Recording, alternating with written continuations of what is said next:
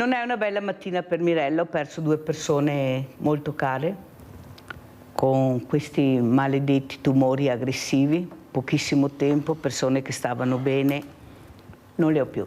Sono 2 donne veramente importanti, una madre di famiglia amatissima, e questa è una cosa che veramente fa molto riflettere sulla bellezza della vita, la bellezza di vivere, anche in momenti più terribili, ma ci sei. Hanno lottato con tutte se stessi, 2 guerriere numero 1. Non ce l'hanno fatta, però hanno lottato, e questa la dice lunga anche per la famiglia, per i figli. Queste donne che nonostante il male, questo lo voglio dire, tengono nascosto, per paura di ferire la famiglia, per paura di dire che sono ammalate, e continuano a lottare da sole, pensate, senza che nessuno sappia niente. Il figlio ieri mi ha detto: mia mamma stava bene, io non so cosa è successo, la mamma non stava bene, la mamma era molto ammalata e lei non lo diceva. Capite che sono situazioni incredibili. Un'altra invece, la figlia ha scritto: mamma, finalmente ti riposerai, non so cosa dirti. Capite la forza della donna su momenti terribili? Questo è il messaggio che voglio lanciare questa mattina, anche con degli ospiti, anche uomini e non solo, di questa donna guerriera che combatte tutti i giorni, che si rimbocca le maniche e ancora fa fatica a salire nella scala, se non fa parte di cerchi magici, di politici importanti. C'è un sindaco che sta sorridendo, ma sapete che la Mirella dice quello che pensa e quello che vede. Le altre no, le altre non esistono, non ci sono. Avete sentito quella donna che è venuta qui davanti alle telecamere, anche se io l'ho fatta girare per rispetto di questa donna che ha detto: sapete, io nella carta ho 9 persone che mi seguono, ho tentato 2 volte il suicidio, non ho un centesimo, non ho niente da mangiare, e 9 persone sulla carta, mesi e mesi che non vedo nessuno, neanche un colpo di telefono. Ecco, queste sono le donne alle quali Mirella sta vicino, cerca di sostenere grazie al 5 per 1000, grazie a questa grande famiglia che ho creato a Sveglia Veneti, perché non devono essere invisibili, devono esserci. Adesso saluto gli ospiti e veramente grazie a Maria Grazia Gasparini, sindaca di Istrana. Buongiorno sindaca, un piacere averla ospite, veramente. Buongiorno. Grazie. Mirella, molto toccante questo tuo momento, perché hai descritto veramente anche come le donne, oltre alla loro forza, hanno questo istinto di protezione verso gli altri che è veramente fondamentale. Poi mi piacerebbe entrare anche nel merito appunto di tante situazioni che ci coinvolgono. Grazie, saluto anche i colleghi Nicola e gli altri ospiti e chi ci ascolta. Grazie, grazie Maria Grazia Gasparini. Saluto anche Nicola Fantuzzi, sindaco di San Polo di Piave. Grazie anche a Nicola. Buongiorno. Sentiamo Nicola come ci Mirella. saluta. Buongiorno a tutti, intanto grazie di avermi invitato, è un piacere essere qui con te oggi, davvero toccante, anch'io mi collego a quanto detto dalla sindaca Maria Grazia. Il ruolo della donna nella nostra società è fondamentale, dobbiamo tenerlo sempre presente e non darlo per scontato. Purtroppo abbiamo appena festeggiato la festa della donna, no? Ecco, ma ogni giorno è la festa della donna, come ogni giorno è il 25 novembre. Non sono solo delle date, devono essere proprio dei modi, degli stili di vita che tutta la società deve portare avanti proprio per avere una società migliore, altrimenti faremo fatica. Quindi grazie e un saluto a tutti gli ospiti che sono qui oggi. Allora sì, no, anche lei però ha detto una parola che a me non piace, ma non piace forse a molte donne. Non è la nostra festa, è una giornata del diritto della donna, del rispetto della donna. La festa della donna io proprio non la sento, non la vedo, non voglio pensare che è una festa per noi, anzi le donne scendono nelle piazze per portare avanti i loro diritti, perciò penso non sia una festa.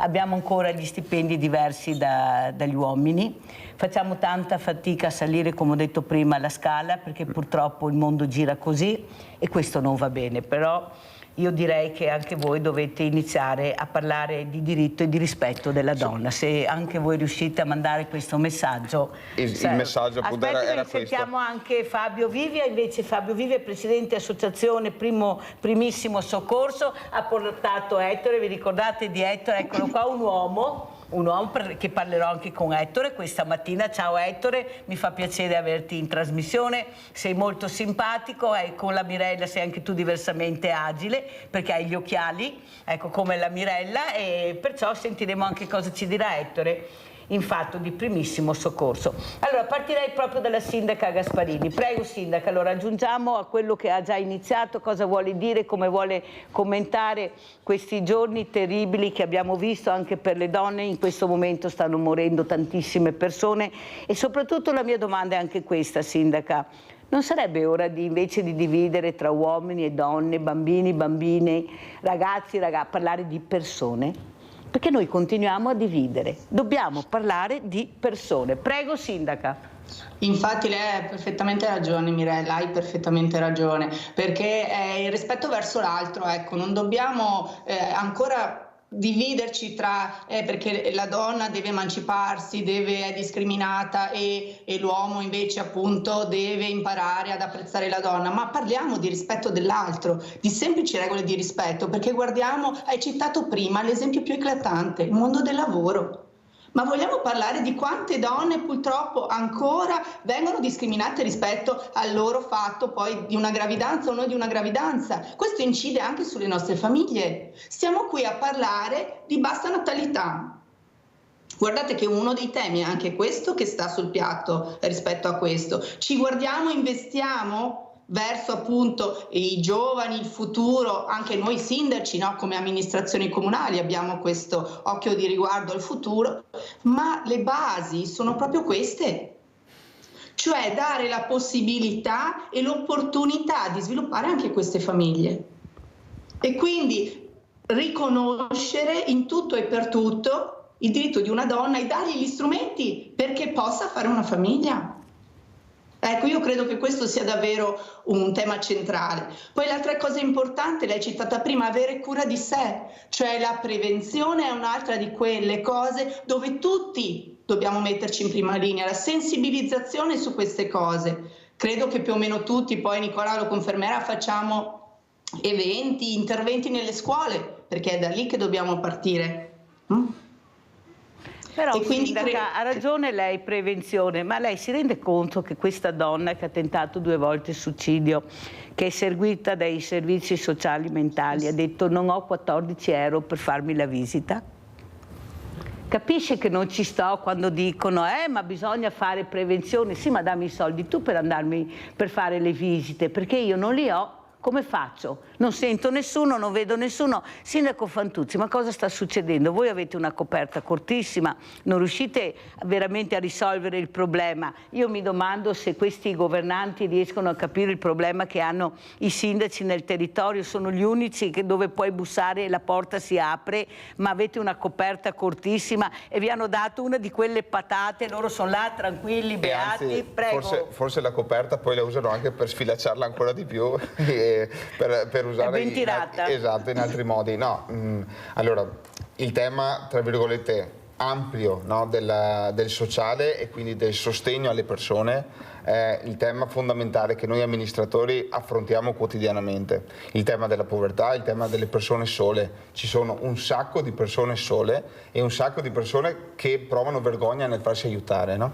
E quindi il compito nostro degli amministratori con la coperta corta, e qua io ringrazio sempre il lavoro che fai tu Mirella, ma quello che fanno tutte le associazioni di volontariato. Non perché... Mirella, ma tutti i volontari. Sì, esatto, ma Mirella con l'associazione che hai creato, ma se noi non avessimo come amministratori un tessuto di enti del terzo settore, quindi di associazioni di volontariato che ci aiutano a fare da sentinelle nel territorio, andare a trovare le persone che hanno solitudine, che provano solitudine, con le risorse che abbiamo non faremo niente, saremo proprio allo sbando. Quindi noi siamo baluardi, tra virgolette, di questo ultimo passaggio, che è quello di tenere insieme una società con le poche risorse che abbiamo, ma col grande cuore che fortunatamente nel nostro Veneto, nella nostra provincia di Treviso e penso appunto in tutte le comunità abbiamo, che sono le persone che si mettono a disposizione.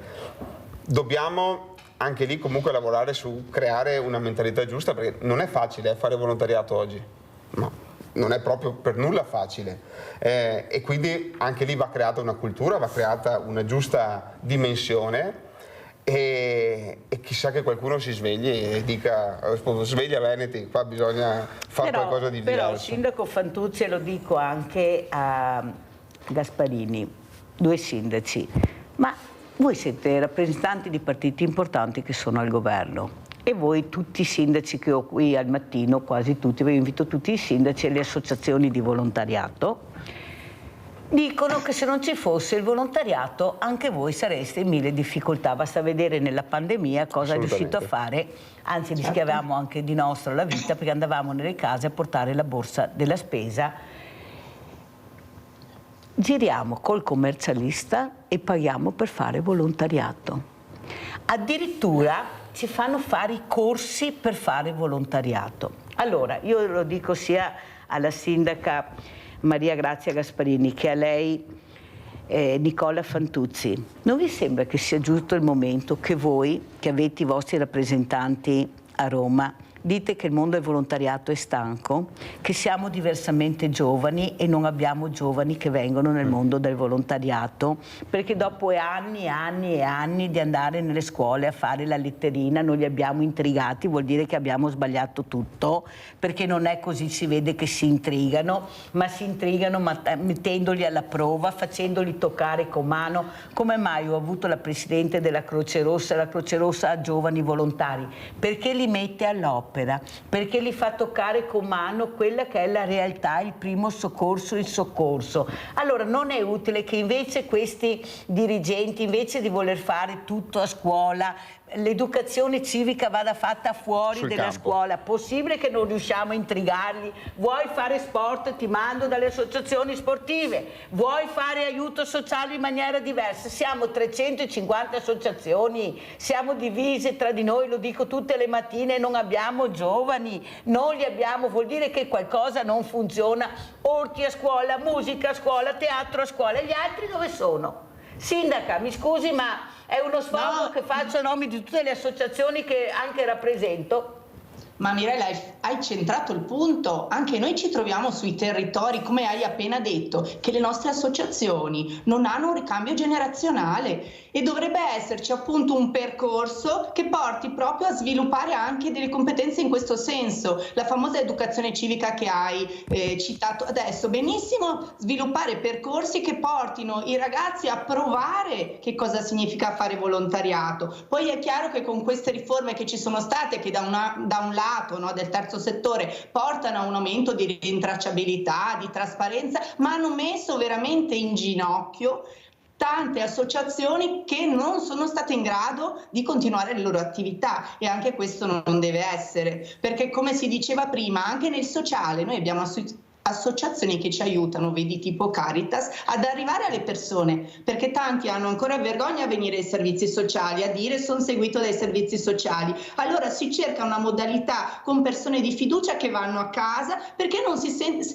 sentono anche privati della loro dignità, mi spiego. Ecco, quindi tutti questi aspetti sono costruiti giustamente insieme alle associazioni di volontariato e la nostra voce sicuramente dobbiamo farla sentire in questo senso, perché senza il volontariato non si va da nessuna parte e i giovani devono capirne, c'è un impegno, sì, ma deve esserci anche questa propensione. Ma dovete essere voi sindaci, perché noi non ce la facciamo ad arrivare ai vertici per smuovere questo, non ce la facciamo. Quando andiamo dai dirigenti ci dicono ma l'assicurazione, ma il trasporto. Noi abbiamo associazioni di volontariato con dei campanili enormi che hanno pulmini, sono assicurati, hanno tutto. Volete capire che io non ci sto a questo gioco a far vedere quello che non è vero? Come mai Come mai, sindaco, non riusciamo a portare questi ragazzi? Guardate, già ne abbiamo pochi. Se non riusciamo a prendere anche quei pochi che abbiamo, anche quelli che sbagliano, perché non è che sono delinquenti, bisogna prenderli uno a uno e capire: ma chi sei?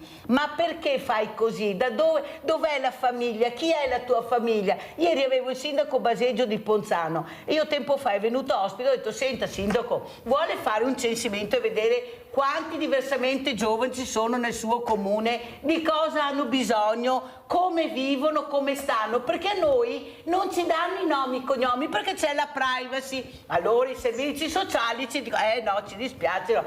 Ieri è venuto ospite e ha detto: sa Mirella che ti ho ascoltato e ho fatto quello che mi hai detto, ho censito i diversamente giovani. Avevi ragione tu, non immaginavo cosa io avevo nel mio territorio, ma devo essere io? No, scusa, sì, no, perché lo faccio malvolentieri, ma deve essere la Mirella che dice a voi sindaci cosa dovete fare. Ma non è la Mirella sindaco, e lo dico anche a Fantuzzi, è il mondo che lavoro, i banchi solidali, la società, i giovani, le case di riposo che ti fanno fare dire: oh, ma Sì. ma vi rendete conto che c'è stato un assessore in casa di riposo anni fa che non sapeva neanche dov'era la casa di riposo? Ed era là. Ha chiamato, dice: Mirella, ma dove siete? Ma come dove siete? Ma dove sei tu? E non la trovo. Capisce, guardi che sto dicendo la verità, capisce che siamo lontani 1000 miglia da quella che è la realtà. Rinaldo, poi andiamo avanti con gli ospiti. Vai Rinaldo, veloce, perché ho tanti ospiti. Ciao Mirella e buongiorno ai tuoi ospiti. Ciao caro. Innanzitutto un plauso alle donne, perché le donne è il perno della famiglia e della società praticamente. Perché chi che tira avanti una famiglia con tutte le eroe non è il marito, è la moglie, e tutti i problemi di figli, insomma una miriade di problemi. Ma quello che ti dico adesso, ma l'assistenza sociale dove c'era? Perché ma adesso siamo nell'era dell'intelligenza artificiale, qui da struccare un bottone, e sa tutto di noi altri, cosa che siamo, cosa che avremo, cosa che non avremo. E allora tutte queste persone sole, perché non c'è l'assistenza sociale che va in cerca di queste persone, o va da uno e poi ti manda da un ufficio all'altro, a quell'altro, ma è porcarie. Dobbiamo parlare di robe serie, non che cretinae, ma i politici fa schifo, perché un politico intanto si parla da altri e dovrebbe fare bene la gente che ha bisogno. Ma in Parlamento fa baruffa per proteggere gente, deputati che ha trovato con le mani sulla marmeata e va in cerca di difenderli tutti, li fa quello che fa, 15.000 euro al mese. E che fuori che ha 400 euro al mese di pensione. Grazie Rinaldo, devo andare avanti, ma hai detto tutto, anche la telefonata che hai sentito ieri di questa persona sola a casa che ha detto: cosa faccio io? Allora sentiamo invece il primo soccorso. Abbiamo tutti il soccorso qua, Fabio Vivia, perché veramente siamo, se non interviene qualcuno veramente io sono molto preoccupato, non è che sto scherzando, anzi che la Mirella è pessimista, la Mirella tocca con mano. Oggi ho il banco aperto solidale da ieri, perché facciamo martedì e mercoledì, e so cosa vuol dire. Ecco, un soccorso, cos'è? Ettore è qua testimone, quanto importante è il primissimo soccorso. Prego Fabio. Allora, Vivia. Intanto mi rivolgo a Gasparini e a Fantuzzi, avete tutta la mia solidarietà, nel senso che quando il ruolo pubblico è molto importante, dal marciapiede che è rotto all'illuminazione che non va, è sempre colpa del sindaco. Per quello non è semplice combinare tutte le esigenze e tutte quante le aspettative delle persone. D'altronde la politica ha un ruolo molto importante, il sindaco Gasparini ha parlato di lavoro, di possibilità, di opportunità, Nicola Fantuzzi ha parlato di sociale, di vergogna, di solitudine. Ecco, in qualche maniera volevo ricordare anche quello che ha detto la telefonata, il signore che non ricordo il nome. Rinaldo, noi partiamo come associazione di primissimo soccorso a insegnare non tanto il rispetto della regola, perché la regola c'è, ma la modalità del fare. Mi spiego, quando c'è una regola, la regola è imposta dalle istituzioni, le istituzioni mettono le forze dell'ordine per il rispetto e la famiglia deve passare queste regole e passare la buona azione ai figli. Quindi nel momento in cui la famiglia non c'è, si inceppa il meccanismo, e le donne sono la base e la solidità della nostra famiglia. Le Scusate, donne... parlate agli uomini di questo però, perché non siamo noi che dobbiamo parlare, dovete essere voi. Io ho a casa la mia moglie, grazie al cielo, non voglio sviolinare, ma se le donne, almeno per quello che mi riguarda, se le donne non avessero la possibilità di portare avanti famiglia, lavoro, responsabilità e opportunità per i figli, tutto il resto andrebbe a cadere. Per quello anche nella società, siccome si chiede alla famiglia che i figli abbiano delle competenze, ma scusate, i figli oltre a nascere devono essere accuditi e si parlava di rispetto prima, il rispetto viene insegnato in famiglia, ok? Quindi nel momento in cui manca questa si inceppa il meccanismo. Noi come primissimo soccorso... No, fermo, sentiamo Ettore adesso. Fabio vive. Ettore, allora cosa ci dici, cosa fa Ettore? Prego Fabio. Allora, ho passato un filmato ad Andrea, non so se riesco a farlo Adesso andare. lo facciamo vedere. Perché grazie al primissimo soccorso che è stato portato qui da un medico dell'emergenza in Italia nel 2010 al 2016, è un concetto di portare capacità e coraggio di fare alle persone. Mi spiego. Quando una persona è montata in auto e vede che il papà che guida usa WhatsApp, ha due possibilità. Possibilità 1, so che è sbagliato, glielo dico, ma ci vuole capacità del fare. Possibilità 2, ma tanto lo fanno tutti, ma tanto questo è un comportamento normale per tutti, non dico niente. Caspita, oppure il papà che risponde stai zitta che guido io? Esatto. Quindi in qualche maniera il concetto è: hai la capacità di premere un cuore, hai la capacità di capire quando una persona ha un malore? Perché il nostro cervello va in tilt quando vede un'auto con le ruote alzate o una persona sdraiata a terra. Allora andiamo a vedere il video, primo soccorso. Primissimo. Primissimo. Corrente del motore. Vai, tieni le braccia tese, vai. Ma se io ho un non cosciente non ok. Signore. Cosa vuoi da me? Dai, ma sei tu? Adesso si chiama compressione toracica. Farmaci, alcol, droga. Non ho preso i farmaci per il diabete, non ho preso i farmaci. Ok. Infortunato è cosciente. Questa è la reazione. E girami, vai. Fate un applauso a questo ragazzo qua.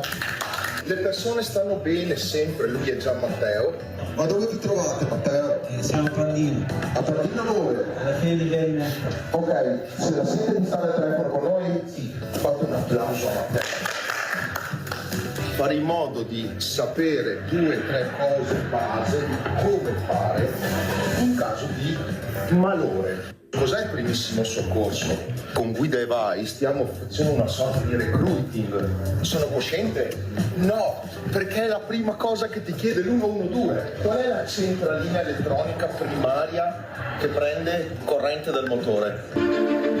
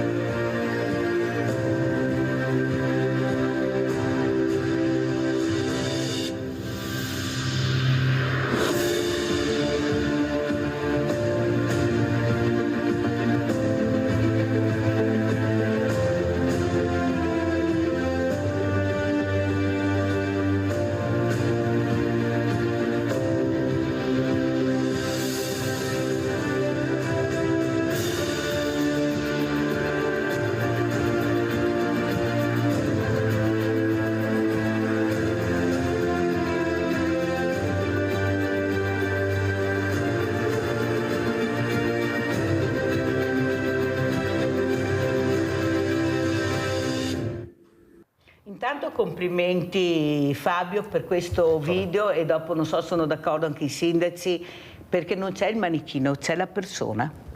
C'è la persona che capisce, che sente, ecco questo anche toccare, sentire, quello che hanno bisogno i ragazzi, ma non li tocca più nessuno, si toccano tra di loro. Voi osservate che la prima cosa quando si incontrano si abbracciano, li avete notati? La prima cosa che fanno, loro si toccano e si abbracciano. Allora, Sindaco Fantuzzi, poi sentiamo anche la Sindaca Gasparini in merito anche a quello che abbiamo visto e sentito. Allora, intanto complimenti a Fabio per il lavoro che porta avanti, perché è come un po' la sicurezza sul lavoro, no? Che bisogna parlarne, formare, parlarne. E questo è il concetto che ha detto prima. Io ho mio figlio in macchina, che ogni volta che lui è con me e mi vede che magari guardo il telefono perché magari arriva il messaggio eccetera, mi fa: papà, non si fa. Hai ragione, è vero, hai ragione. Hai capito? Quindi, e ha 4 anni, quindi diciamo non è mai troppo presto per insegnare le cose giuste e insegnare lo stile giusto, perché tutti i passaggi fondamentali avvengono con una presa di coscienza e un cambio culturale. Quello che tu dicevi anche del fare, no? L'ultima volta che sono stato qui con te in trasmissione avevamo un'altra associazione che lavorava con i ragazzi e li faceva fare con mano, in quel caso era un teatro che sono andato a vedere, è stato davvero bellissimo e quindi sono felice di venire qui da te, Mirella. Quando viene qua, se uno lo invita, lui va, perché è già la terza volta che va, esatto, è vero. Esatto. Quindi è davvero bello, ma questa è la rete che hai creato, Mirella, no? Di persone che si incontrano e che poi fanno sinergia, fanno squadra e creano opportunità. Questo è fondamentale. Ma tornando alla questione giovani, fargli fare. Allora quello rimane, allora lì riesci a mettere quel seme che poi loro possono portare avanti, quindi hai sfondato una porta aperta, almeno con me, sulla questione del fargli fare e toccare con mano le situazioni. Sindaca Gasparini, prego. Anch'io mi complimento naturalmente per questa attività fondamentale che abbiamo visto e lo dicevano benissimo le parole, fa una differenza nel salvare la vita e allora dobbiamo rendere consapevoli anche i nostri ragazzi che con dei corsi e avvicinandosi appunto a questo fare possono salvare delle vite e così come si diceva poc'anzi, è vero, tante volte sono loro a insegnarci le abitudini sbagliate. Quanti vediamo che correndo, no? Anche passando così, continuano imperterriti nonostante il nuovo codice della strada e tutto quello che sappiamo a guidare, intanto telefono, non fanno altro eccetera e quindi mettono tutti in pericolo ed è bello che siano magari i nostri ragazzi invece che fanno notare questo, perché è da lì che dobbiamo partire e quindi inserirli anche in questo caso in percorsi dove tocchino con mano queste realtà e si facciano loro stessi promotori dell'importanza di poter con delle azioni fare la differenza. Ecco, questo credo che possa essere uno dei più grandi valori che si insegna ai nostri giovani. Abbiamo Tamara da Spresiano, vai Tamara. Ciao Mirella. Ciao. Mirella, scusa, mi volevo chiedere una cosa ai tuoi ospiti, non so, siccome ho appena acceso la televisione, non so se sono medici o professionisti. Io 15 giorni fa ho avuto una crisi epilettica purtroppo e non riuscivo non riuscivo a conoscere le persone. Ma è vero che quando uno ha la crisi epilettica deve aspettare l'ambulanza o deve fare certi atteggiamenti che sanno. Io abito su una struttura per cui gli operatori hanno fatto il primo soccorso o devono sapere fare come gli operatori che sanno fare. Grazie Mirella, ciao.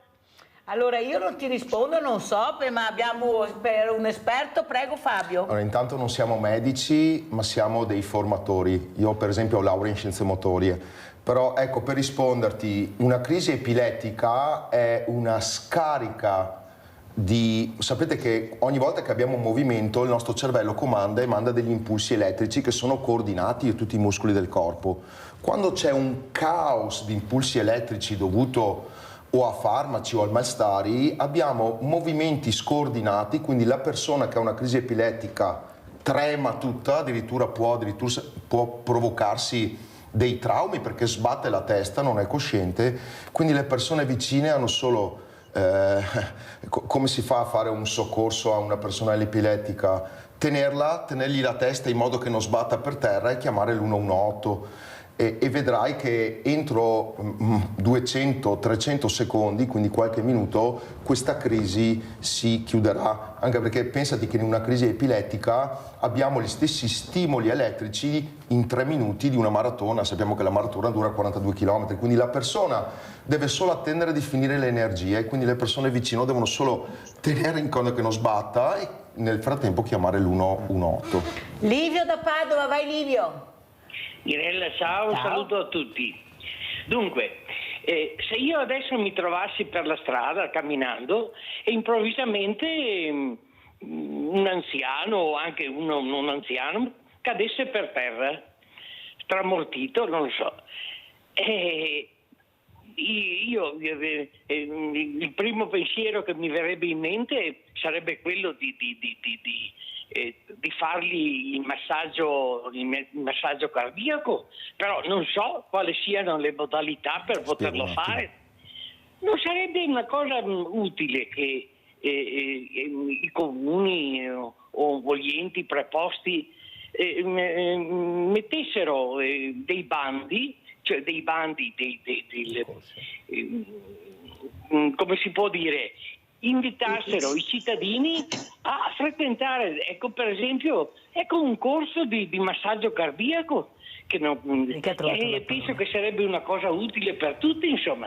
Cosa ne pensate? Grazie. Caro Livio, allora abbiamo sentito prima la nostra Tamara giovane, abbiamo sentito Livio che è un po' meno giovane, però tutti quanti intrigati, vuol dire che abbiamo aperto con una trasmissione che sta intrigando gli ascoltatori a casa. Allora, prima di sentire anche la risposta, Livio, e lo dico anche a Tamara, andiamo a vedere invece, visto che abbiamo parlato di attività motorie, andiamo a vedere questo video Carillon, bambola che cammina, del sindaco Maria Grazia Gasparini.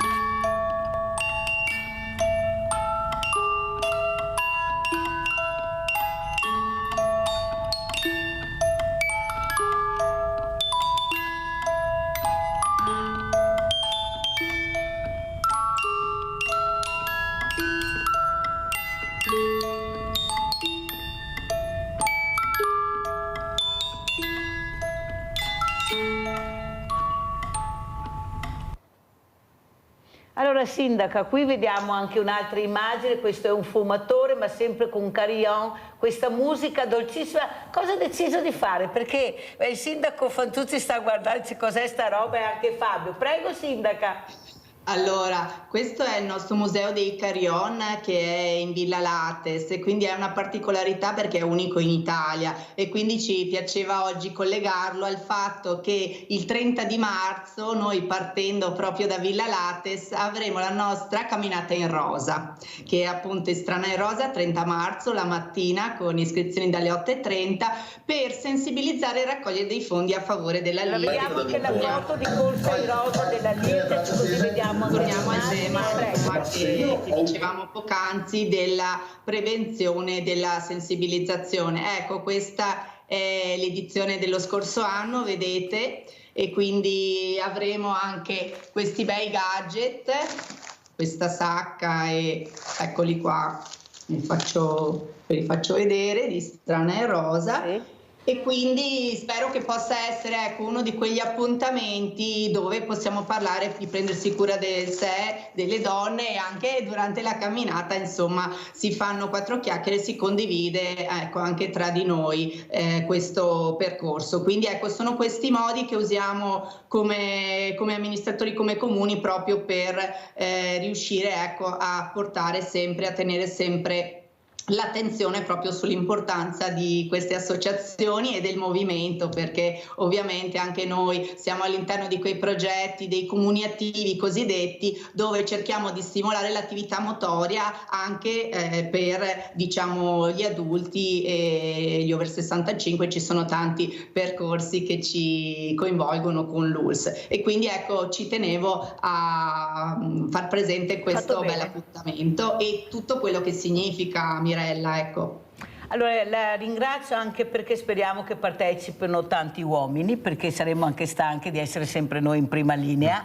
Ecco, ce ne sono, ma sono rispetto a quello che ci muoviamo noi molto pochi. Dovete muovervi di più, ditelo ai vostri amici, ai vostri conoscenti, ai politici, che se vedo sempre pochi a parte il sindaco e gli assessori, che altri è buio totale. Però al mercato vanno per prendere i voti, perciò partecipate anche a questo. Lei cosa farà invece, Sindaco Fantuzzi, in questa primavera che si sta aprendo, ecco, per cercare anche di far smuovere queste persone? Ma c'è il problema della sicurezza, non solo quella che ha spiegato Fabio Volo, ma questa paura di uscire dalle case, di lasciare le case vuote, di trovare i ragazzini dietro l'angolo. Mamma mia, chi saranno questi delinquenti, questi drogati? Paura, paura. Sta passando un messaggio di paura, guardate, che non fa per niente bene. Prego. No, esatto, e come è stato detto anche in altre occasioni, anche proprio qui in trasmissione, la comunità, il sentirsi comunità, lo stare insieme aiuta a mitigare questo problema, il problema dei gruppi di ragazzi, il problema anche dei ladri, perché purtroppo vediamo ce ne sono ancora, la cronaca ogni giorno ci porta su un furto di qua, un furto di là. E appunto il prendersi cura degli altri, dopo c'è sì la privacy, non puoi più fare niente, una foto, cosa che viene fuori sempre un po' di confusione, però che la comunità si prenda cura l'uno dell'altro, questo è fondamentale. E per questo anche noi appunto con la primavera apriamo alle attività all'aria aperta. Noi avremo tutta una serie di attività che partiranno da fine aprile e poi anche a maggio. Una camminata sul fiume, sul-Lia, che è quindi una camminata tra virgolette anche ecologica, dove andremo a spiegare quello che è la flora e la fauna tipica del nostro fiume di Risorgiva che attraversa il paese. Poi avremo una fiera il 27 di aprile, quindi il 26 la camminata e il 27 aprile la fiera, dove cercheremo di portare più gente possibile a visitare la nostra comunità, le nostre associazioni, perché sarà un momento di vetrina anche per le nostre associazioni, che potranno presentarsi alla comunità ma anche al resto delle persone che verranno a vedere. E poi a maggio avremo una camminata in mezzo alla campagna con l'associazione La Torre di Rai, una camminata che più o meno porta 3-4 mila persone, quindi diciamo che è interessante perché è una camminata enogastronomica, chiamiamola così. Ci sono, oltre ad apprezzare l'ambiente, hai la possibilità anche di assaggiare delle chicche. Anche perché funzionano le camminate, avevo sentito il sindaco Fregonese, avete visto, esatto. È dimagrito, stavolta Mirella non può dire sindaco, ma allora esatto. Ce l'ha fatta, 15 kg con la camminata con gli amici. Pensate che bello ritrovarsi, mangiare qualcosa assieme. L'aria aperta fa bene, muoversi fa bene, stare insieme fa bene, anche parlarsi. Il sindaco bisogna. Dai sindaco, bisogna, certo. Bisogna. Abbiamo la nostra Nadia, ciao cara Nadia, pensavo di chiamarti oggi perché volevo sapere, avere notizie. Ciao cara Nadia. Ciao Mirella e buongiorno ai tuoi ospiti.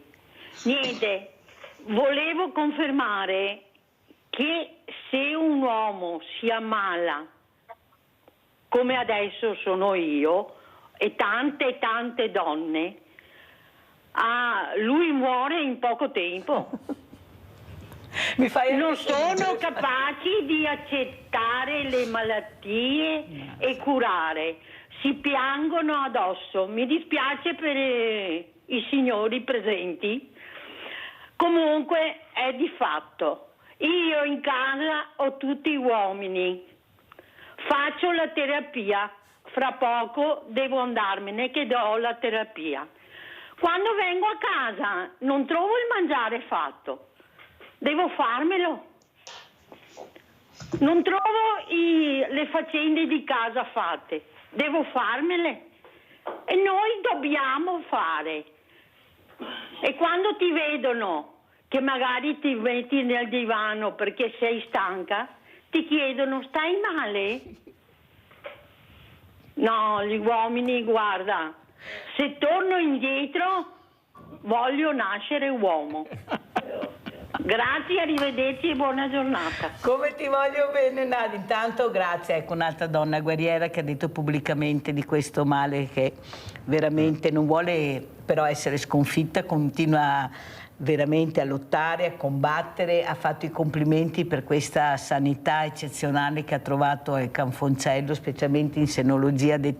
Mirella ha detto pubblicamente davanti alle telecamere: sindaca, questa donna che fa capire che forse bisogna che smuoviamo di più, che anche loro devono mettersi in prima linea, però dobbiamo anche dire che li abbiamo un po' viziati, non tutti, perché ce ne sono di bravi, cioè non è che possiamo fare di tutta un'erba un fascio, ma i numeri sono un po' pochini, diciamo, e se lo fanno è per non sentirci brontolare, perché poi noi abbiamo anche il coraggio di ascoltare: te muovi tu, oppure, sai, racconto sempre quel fatto che mi è capitato sul supermercato di questo signore verso l'una con questo vasetto in mano. Io ho fatto il giro del supermercato, ero alla cassa e l'ho visto ancora col vasetto in mano. No, ho detto: adesso vuoi veda?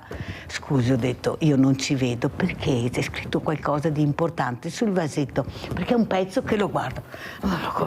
Cioè, ma capite che non ci sia, questo non aveva un cavolo da fare, eh? Questa, ecco, Nadia è la dimostrazione. Cioè, ho citato questo caso perché li vediamo, cioè la lentezza, come si muove, noi dobbiamo fare la spesa, i figli, tornare al lavoro. Cioè, sindaca, dai, sentiamo lei cosa dice. Ma infatti noi partiamo dai giorni prima a organizzare tutto per tutti, e così la mattina abbiamo organizzato, prima di andare al lavoro portiamo i figli, organizziamo per il pranzo, sappiamo che dopo abbiamo magari anche dei genitori anziani e di solito siamo noi ad accudirli, per cui ci prepariamo un po' tutte le cose per tutti, ecco, diciamoci la verità,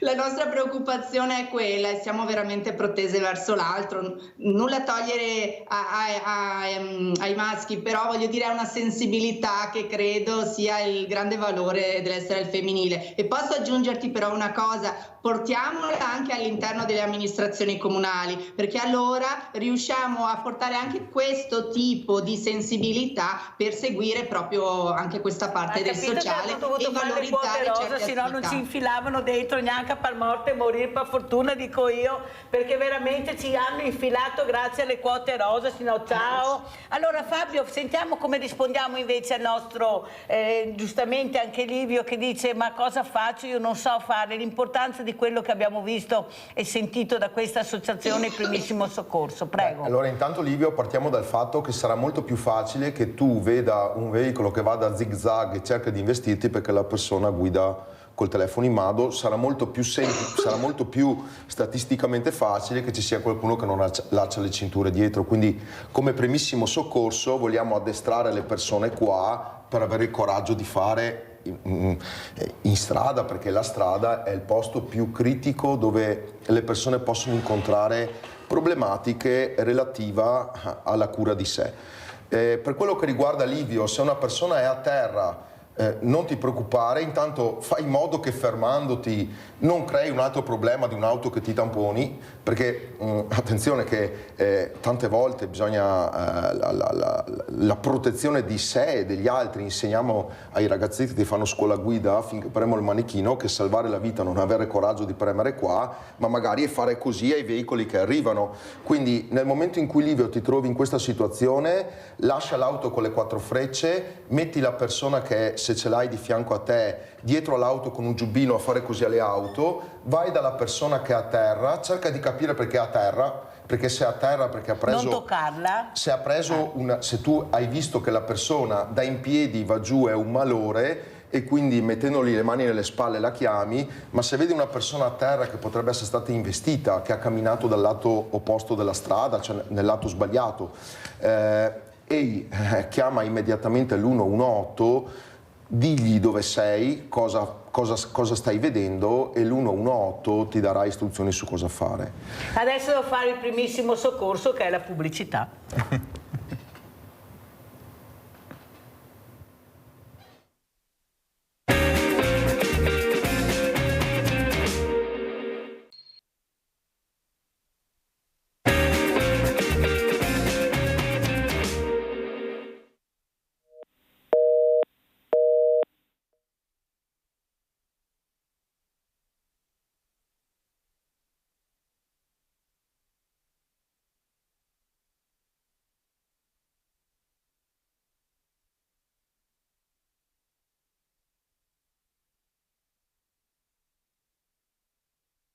Condividiamo con l'associazione Vittime delle Strade di tutto il territorio nazionale che per il mondo tu sei qualcuno, ma per qualcuno sei il mondo. Cosa vuol dire?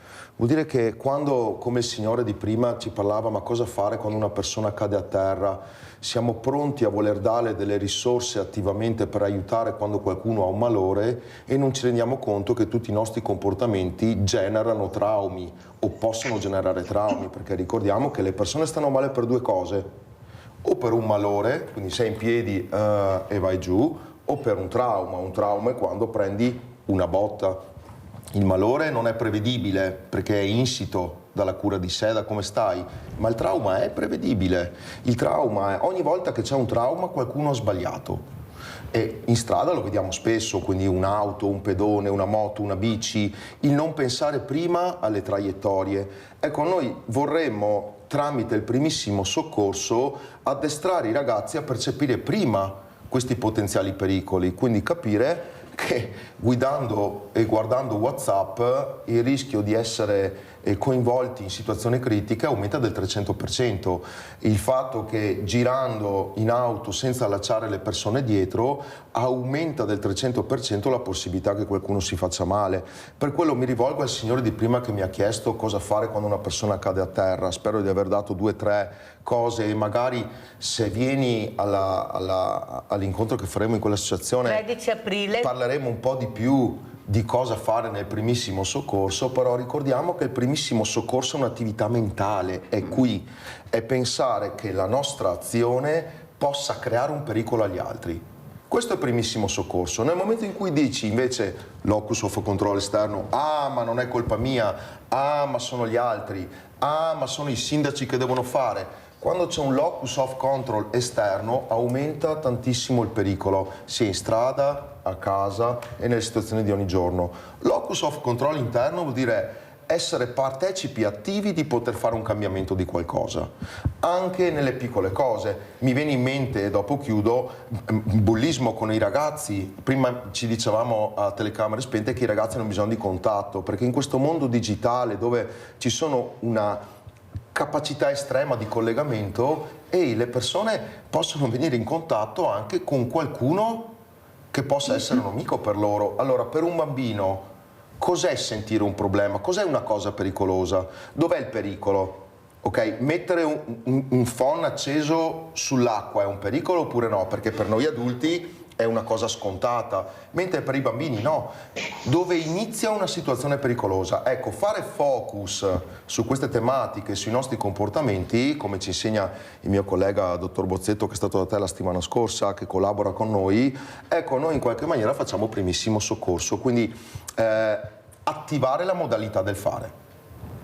Abbiamo adesso un bel servizio perché c'è un nuovo tutor sul lungo la 27. Andiamo a vedere e poi commentiamo con i nostri ospiti.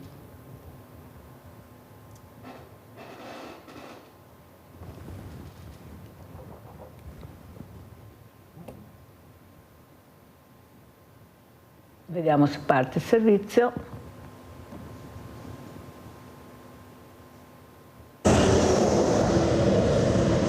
Sono 5 nuovi autovelox attivi sulla A27, fanno parte dei 26 nuovi occhi elettronici installati su tutta la rete autostradale. Cosa cambia? I Tutor 3.0 saranno in grado di elaborare una migliore scansione dell'immagine. Gli algoritmi sono sempre più sofisticati, potranno individuare i sorpassi dei mezzi pesanti e i loro limiti di massa, i veicoli in corsia di emergenza e l'eventuale presenza di mezzi contromano. Automobilisti preparati, non in tutti i casi. Chi per lavoro è su strada è stato prontamente avvisato. L'azienda già ci ha mandato i PDF e dobbiamo stare attenti perché ci fanno la multa e pagare non è sempre un buon servizio. Quindi si sta più attenti adesso? Sì. Al lavoro la nostra responsabile ci aveva avvisato. D'accordo, sì. Ci sta, per la sicurezza sulla strada. Lo sapevo da notizie lette in giro, adesso accorto non... È stato più attento oggi? È stato un po' più attento. Sì, sì. Capisco che ormai la tecnologia si sta espandendo e sta cercando di trovare soluzioni sempre più innovative e più sicure per la circolazione, quindi bisogna prenderne atto che è così. La novità sta nella tecnologia. I dati raccolti sui tempi medi di percorrenza di ciascun veicolo sono elaborati con maggior precisione. Nulla cambia nelle sanzioni, che vanno dai 42 euro fino ai 3.000 con la sospensione della patente. Speed limit. Yes, speed limit. Yes, I look it. Yes, and I'm correctly, man. Thank you. It is good. It's good. It's for all. It's good. Fa sempre piacere arrivare prima, questa autostrada qua è una delle più belle da fare perché è sempre, anche quando è trafficata, comunque sgombra e libera, però insomma diciamo ci può stare. Di tanta gente correre? Sì, di lavoro guido, per cui sì, tanta gente correre, tanta gente che sfreccia ben oltre i limiti a velocità. Siamo abituati a correre perché sempre di fretta, quindi però adesso bisogna stare attenti. Sono installati nel tratto Treviso Sud e Treviso Nord in entrambe le direzioni di marcia, tra Vittorio Veneto e Fadalto in direzione Belluno, lungo l'allacciamento con la superstrada Pedemontana Veneta in direzione Venezia dopo il casello Treviso Sud. Allora, Sindaca Gasparini, sentiamo il suo commento, ecco, cosa vuole dire e dopo ci saluta, perché ormai abbiamo finito il tempo. Prego. Sì, grazie Mirella.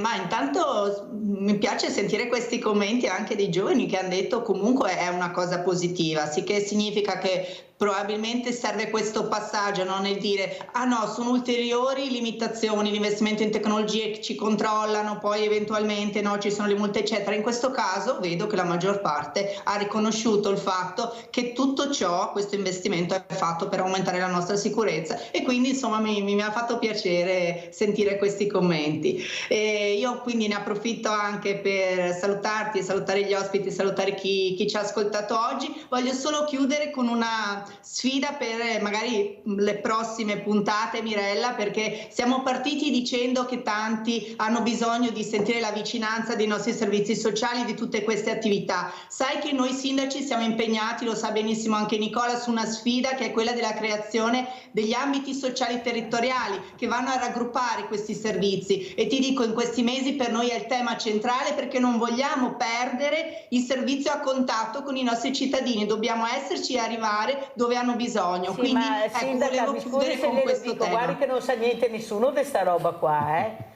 Cioè continuiamo a sentire sta roba ma nessuno sa niente ancora. Vedo che anche il sindaco Fantuzzi approva quello che dice Mirella, se qualcuno vuole spiegarcelo anche a voi.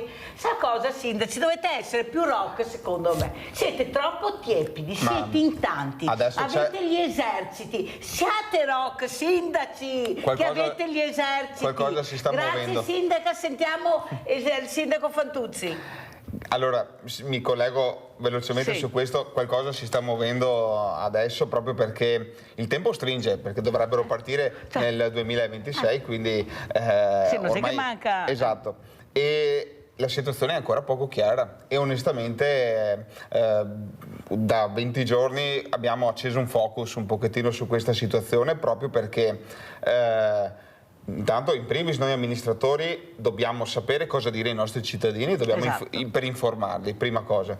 Non può succedere che la cosa Spiega capita... un pochino, Sindaco, cosa è sta roba, perché a casa noi sappiamo le cose che siamo di è una cosa per loro, Sì, prego. Allora, non è semplice da spiegare, proverò a essere sintetico, ma sostanzialmente tutto quello che è il servizio sociale viene accentrato in una struttura, diciamo, territoriale più ampia, quindi più grande rispetto al comune. Nel nostro caso qui in provincia di Treviso ci saranno 3 strutture, una che riguarderà l'ex ULS 9, quindi la zona di Treviso, del Trevigiano, Treviso Sud, lo Pitergino Mottense, l'ex ULS 7, quella di Pieve di Soligo, e poi l'ex ULS dell'Asolano, quindi 3 ambiti.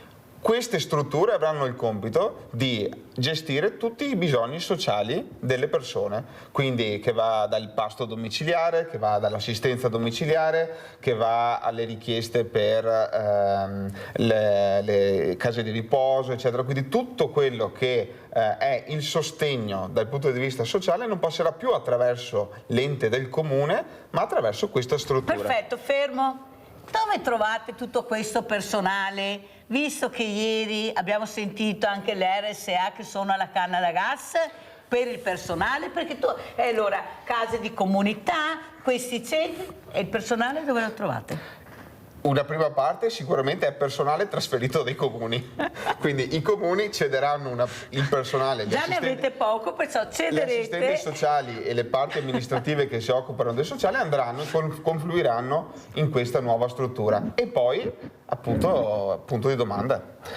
Questo è quello che abbiamo sollevato adesso con alcuni colleghi sindaci, tra cui anche Maria Grazia. Stiamo facendo delle interlocuzioni per capire e perché ci spieghino bene dove andremo a finire. Noi lo sai e poi neanche sindaco.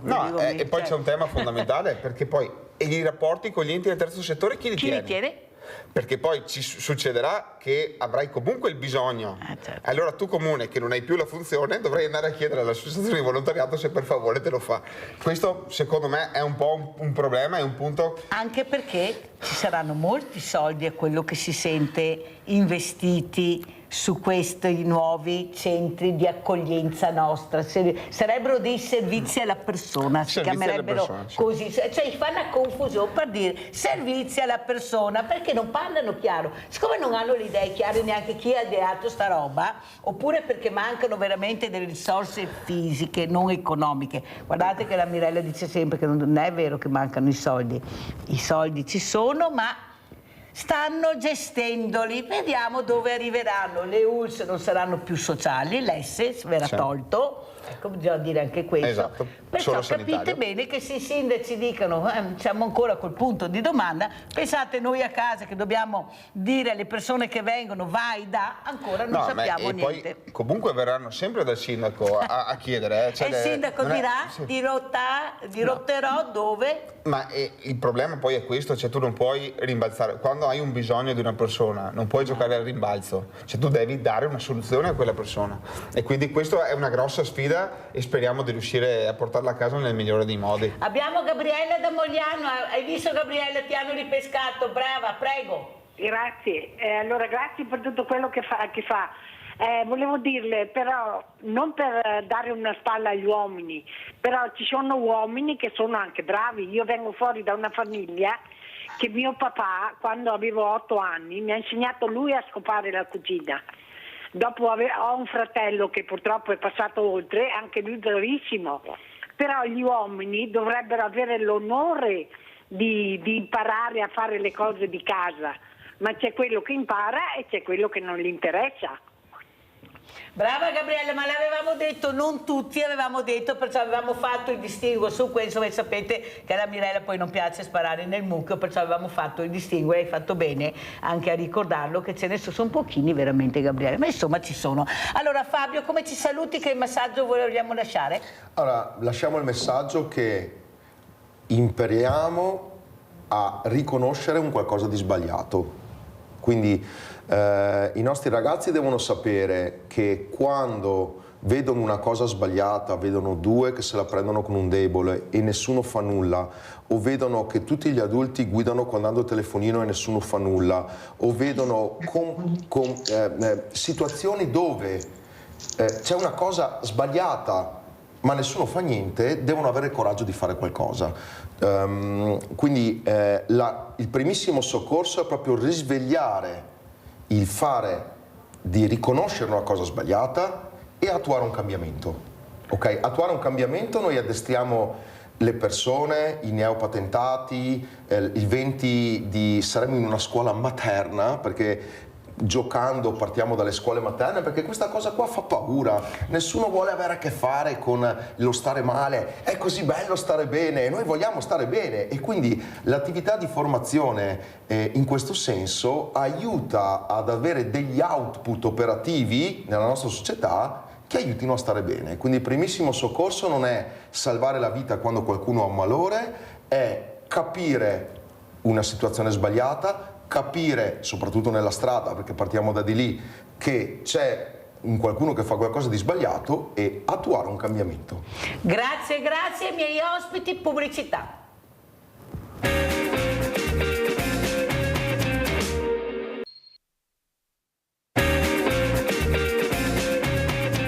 E partiamo subito con questo video che fa capire cosa vuol dire sicurezza stradale, andiamo a vedere e lo commentiamo.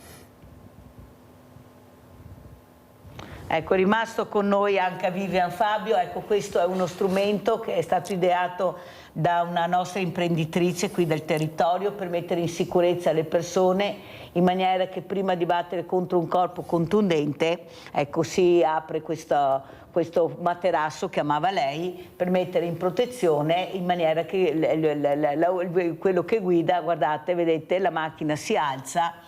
Ed è una cosa veramente importante che porteremo proprio il 13 aprile a fare questa esibizione, perché veramente anche questa imprenditrice donna, io ho cercato di fare questo perché ho 2 figli, non vorrei mai pensare una cosa, che mio figlio non torni più perché non c'era la sicurezza, veramente ce la stanno mettendo tutta, è stato omologato, perciò a tutti gli effetti non ce n'è per nessuno, si può trovare. Allora sentiamo cosa ne pensa Fabio Vivian di questo importante, ecco, tipo airbag, sarebbe solo che lo chiamano in tante maniere, però salva la vita e se non altro si prova, almeno ho qualcosa, prego. Intanto grazie che rendiamo partecipi tutti i nostri telespettatori di queste cose, come dicevo poc'anzi, nessuno vuole pensare quando succede un problema, però questo tipo di attività, anche questa in comunicazione, serve a evitare comportamenti pericolosi.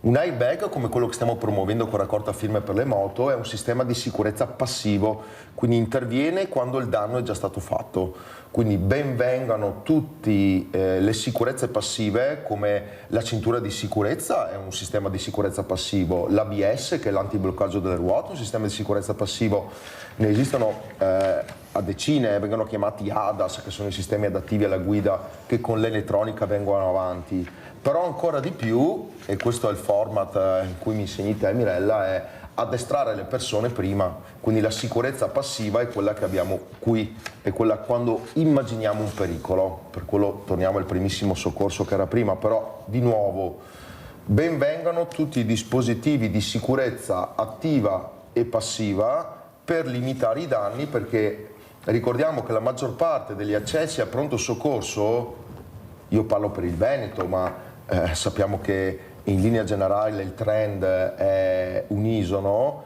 gli accessi maggiori al pronto soccorso sono per politraumi stradali, quindi per traumi quindi diversi in tutto il corpo, che avvengono dopo un impatto sbagliato. E quando c'è un trauma stradale qualcuno ha sbagliato, quindi l'auto, il conducente che verrà salvato da questi airbag ha sbagliato. Quindi l'airbag è un sistema di sicurezza passivo, grazie al cielo che è stato messo, e quindi curiamo attivamente e passivamente i traumi che possono avvenire in strada, a casa, a scuola, nello sport, attivando una modalità del fare. Anche perché se non hai sbagliato tu c'è qualcun altro che ha sbagliato, certo. E perciò c'è sempre quel famoso cerino, o io o lui, però basta trovarne uno nella vita, non è che ne devi trovare molti per veramente capire che forse non gira più così, perciò ben vengano questi nuovi strumenti per mettere in sicurezza le persone.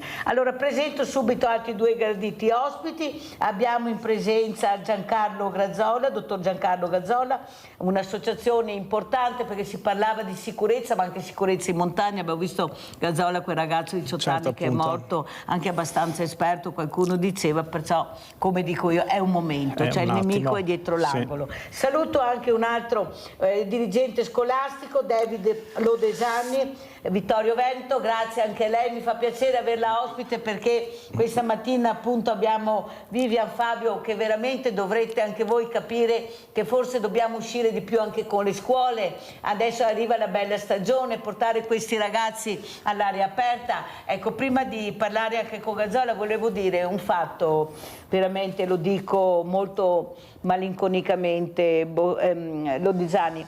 L'altro giorno con un assessore ero su un bellissimo parco con giostrine, attrezzi per fare attività fisica, erano le ore 15:30. Questo parco per arrivarci aveva palazzi, case e una strada che conduce al parco. Non c'era un bambino, non c'era un ragazzo che giocava. Era una giornata bellissima, bellissima. Allora io mi domando, e sono molto preoccupata, Lodesani, dove stiamo andando a parare? Perché la scuola può fare quello che può fare, non dobbiamo sempre incolpare la scuola. La famiglia, la famiglia, tutto parte dalla famiglia, ma se questo ragazzo non ha dei genitori che forse dovrebbero venire a scuola con i figli, imparare anche questi genitori a fare i genitori, perché veramente io non ne posso più di sentire ma il genitore è troppo impegnato. Una volta questi genitori avevano 10, 12, 8 figli, non avevano da mangiare, non avevano da vestire, non c'era niente, eppure questi figli crescevano bene. Io non ho ricordi di tutta questa delinquenza, di questi atti di vandalismo, di questo poco rispetto. Adesso dei genitori hanno un figlio, che difficile fare il genitore, cioè è difficile fare il genitore o non vuoi impegnarti a fare il genitore, a essere un genitore autorevole, non autoritario, autorevole, e far capire a questo bambino da piccolo che deve avere rispetto delle persone, delle regole, che deve fare sacrificio. Cosa sta succedendo? Guardi, lo chiedo a lei perché veramente questo parco vuoto alle 15:30, dove una volta noi a quell'ora, mamma mia, non vedevamo l'ora di uscire. Cosa sta succedendo, Lodesani? Allora, prima di tutto la ringrazio perché il fatto dell'essere qui, dell'invito che ha rivolto alla scuola, a me come rappresentante di un istituto ma anche proprio del mondo della scuola, vuol dire che c'è interesse e che c'è valorizzazione della scuola, e quindi finché c'è questo interesse e questa valorizzazione la scuola, benché non possa fare tutto, può fare molto, o comunque cercherà di fare sempre del proprio meglio. Ha ragione, pensi che partendo sempre da qualcosa di un'immagine, come diceva lei, del parco, che a volte io mi fermo alle 7:55, alle 8 all'ingresso dei ragazzi per salutarli, per incrociare con loro uno sguardo, per un buongiorno, e a volte fatichiamo ad attirare la loro attenzione perché sono ancora presi dal cellulare, dalle cuffiette per l'ultimo gioco, saluto o video. Poi chiaramente facciamo sospendere questo utilizzo, vengono ritirati e riposti questi cellulari, ma sembra quasi che entrino in un momento di astinenza, e quindi quando poi a ricreazione devono parlare gli uni con gli altri, devono anche di nuovo interagire con i prof, che sono lì semplicemente anche per farsi vedere, ripeto, per scambiare una parola o un saluto, a volte non sanno neanche farlo, si rimane silenziosi e si cerca semmai di ritornare su quel cellulare. Noi, ecco, la nostra parte cerchiamo di farla con una sempre maggiore attenzione e voglia di interagire con le famiglie che, diceva lei, anche se stesse per tanti motivi, ognuno pensa ad alcuni e sono veramente vari, sono esse stesse, le famiglie in difficoltà. Anche per questo un'altra delle nostre iniziative, mi sembra, ecco, di aver cercato già di rispondere ad alcune delle sue domande, sono volte a delle mini conferenze dove invitiamo i genitori dei nostri ragazzi. Sono già in organizzazione 3, 4 con dei temi precisi, come per esempio come motivare i propri figli a venire a scuola e a fare del proprio meglio, come o rendere omogenee e più efficace ancora il rapporto fra la figura del padre, della madre, o comunque una figura che può essere più autorevole, un'altra invece più amicale.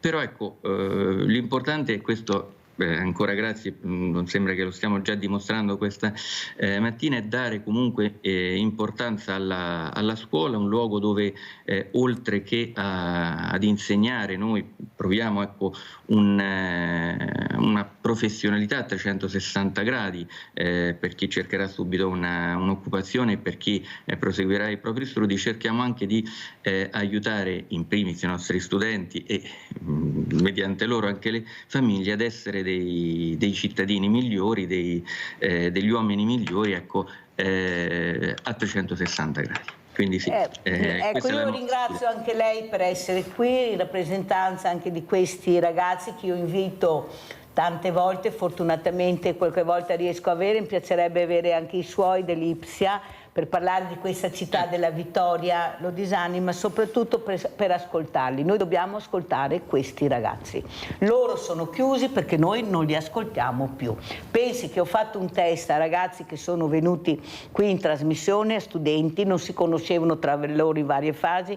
Indovina in cosa hanno messo i primi 3 posti lodisani. Indovini. Prima la famiglia, seconda la scuola, terzo l'amicizia. Io avevo degli ospiti quel giorno presenti che non ci credevano, perché prima di sentire cosa avevano scritto loro o cosa dicevano loro, ho detto: voi, secondo voi cosa diranno i ragazzi? Hanno messo le cose più sparate, l'ultima tecnologia. Loro semplicemente hanno detto famiglia, scuola, chi avrebbe mai detto secondo posto scuola, terza amicizia.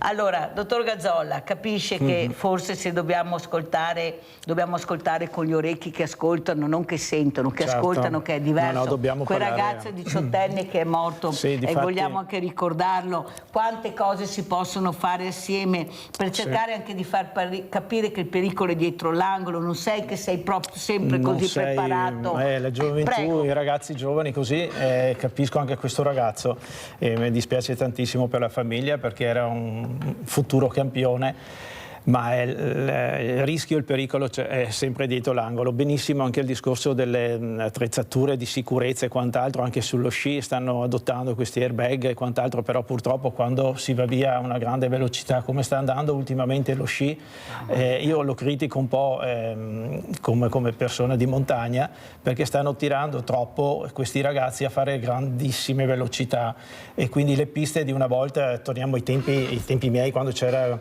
Tomba o anche, non so, Gustavo Teni o quant'altro, le piste non erano tirate come sono portate adesso a biliardo, diciamo, le chiamo io, no? Quindi aumentano la grande velocità e questi ragazzi veramente rischiano la pelle con basta o niente, e quando escono a grandissima velocità e anche se hanno l'airbag o quant'altro il danno comunque c'è.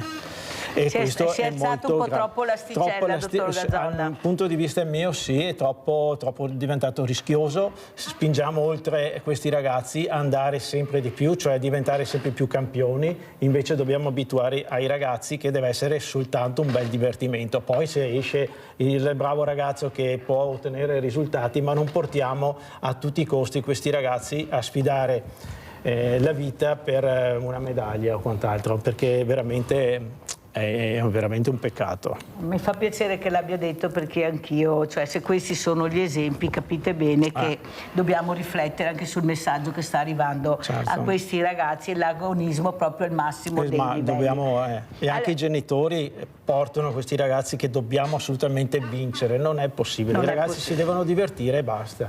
Allora saluto anche Alberto Boscariol, direttore Confartigianato di Vittorio Veneto, grazie anche a lei direttore. Ecco, noi abbiamo visto, non so se lei ha visto questo strumento per mettere in sicurezza la macchina e l'airbag per i motociclisti, e soprattutto quello che traspare, vorrei parlarne con lei, questa creatività degli artigiani che abbiamo, cioè da un niente loro riescono a creare il mondo, la sicurezza. Questa giovane donna del nostro territorio, questa imprenditrice ha detto no, prima che capiti qualcosa anche ai miei figli, io devo inventarmi qualcosa, devo fare qualcosa, e ha creato quello strumento che lei ha visto. Ma viene premiata questa creatività, oppure questi poveri artigiani che tutti ci invidiano veramente, come il mondo del volontariato, stanno soffocando, perché ormai ne abbiamo anche pochi? Prego, sentiamo cosa dice Boscariol. Sì, buongiorno a tutti. No, non sempre viene qualificata e viene, diciamo così, riconosciuto quello che è il valore dell'artigianato. Perché? Perché siamo travolti tutti quanti da quello che è la produzione di massa. Quindi un prodotto realizzato in serie, magari in luoghi dove la manodopera costa poco o nulla, arriva sul mercato a prezzi che molto spesso i nostri artigiani non possono permettersi, perché è un lavoro fatto su misura, un lavoro fatto ad hoc, specifico per il cliente, e quindi è una cosa che sul prezzo non si riesce a combattere. E chi vede solamente il prezzo come diciamo così leva di acquisto ha sicuramente delle problematiche nell'approccio al mondo dell'artigianato. Bisogna fare in modo che ci sia un mercato che riesce a riconoscere quelle che sono le capacità e le attrattività e quella che è il valore dell'impresa artigiana. Questo è ciò che bisognerebbe fare nel territorio. Purtroppo i salari sono quelli che sono, la vita è quella che è, quindi questo è un po' in sofferenza, ma d'altra parte il percorso che le imprese artigiane devono fare è segnato, puntare sulla qualità e puntare su coloro che riescono a riconoscere quello che tu fai, perché altrimenti la grande produzione vincerà sempre.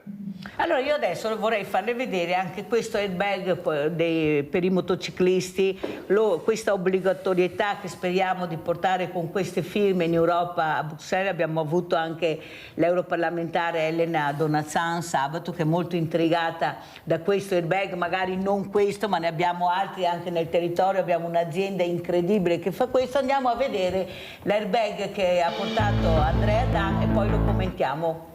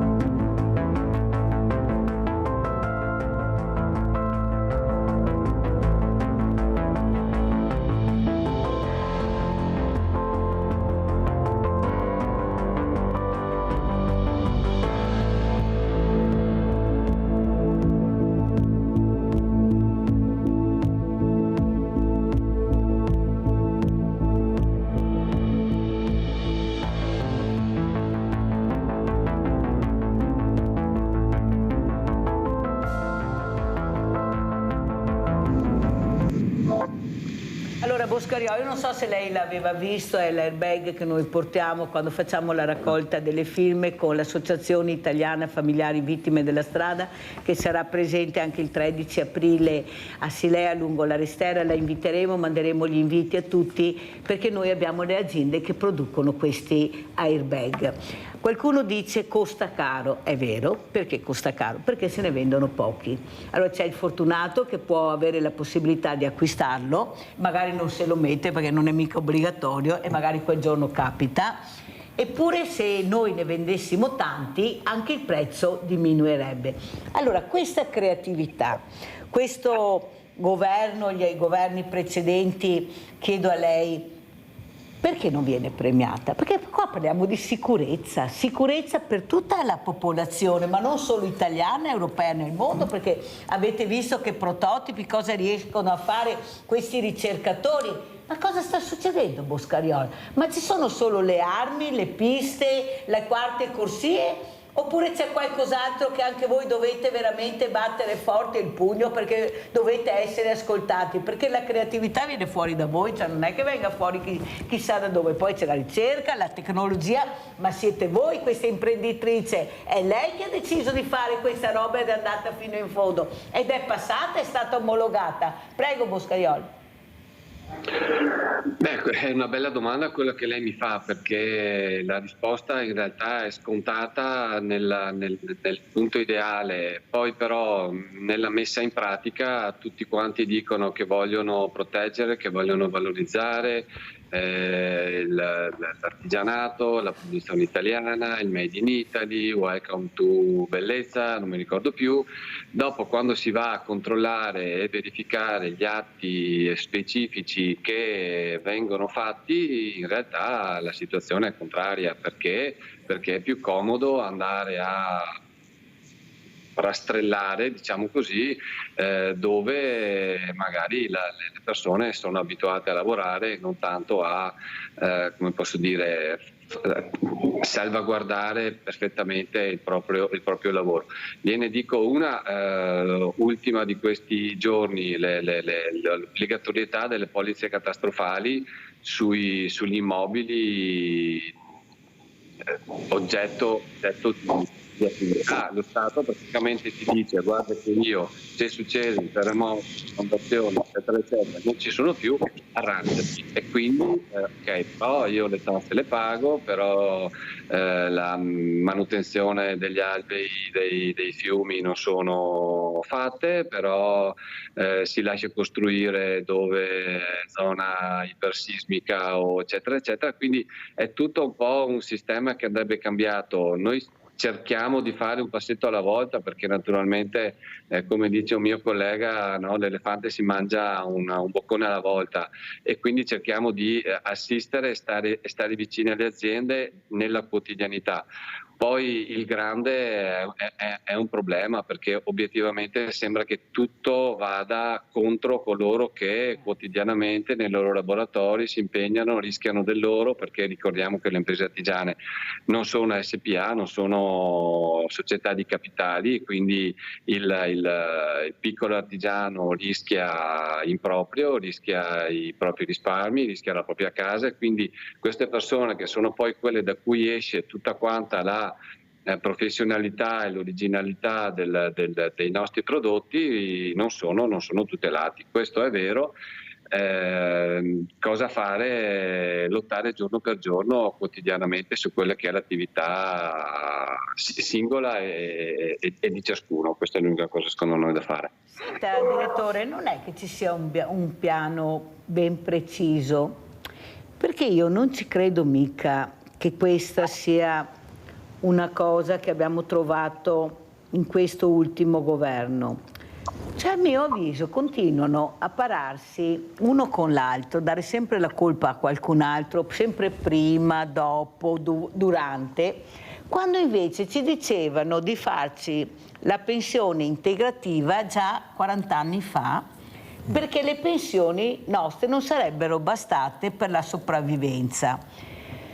Poi siamo andati un po' avanti, hanno azzerato quella che era la figura dell'operaio, che l'operaio non ce la fa più a sopravvivere, Hanno azzerato gli artigiani o quasi, pensate quanti ne avevamo, basta andare nella città più bella del mondo, dove fanno chilometri e chilometri per venire a vedere Burano, Murano, Venezia e tutto quei che avevamo nei dintorni, nelle periferie.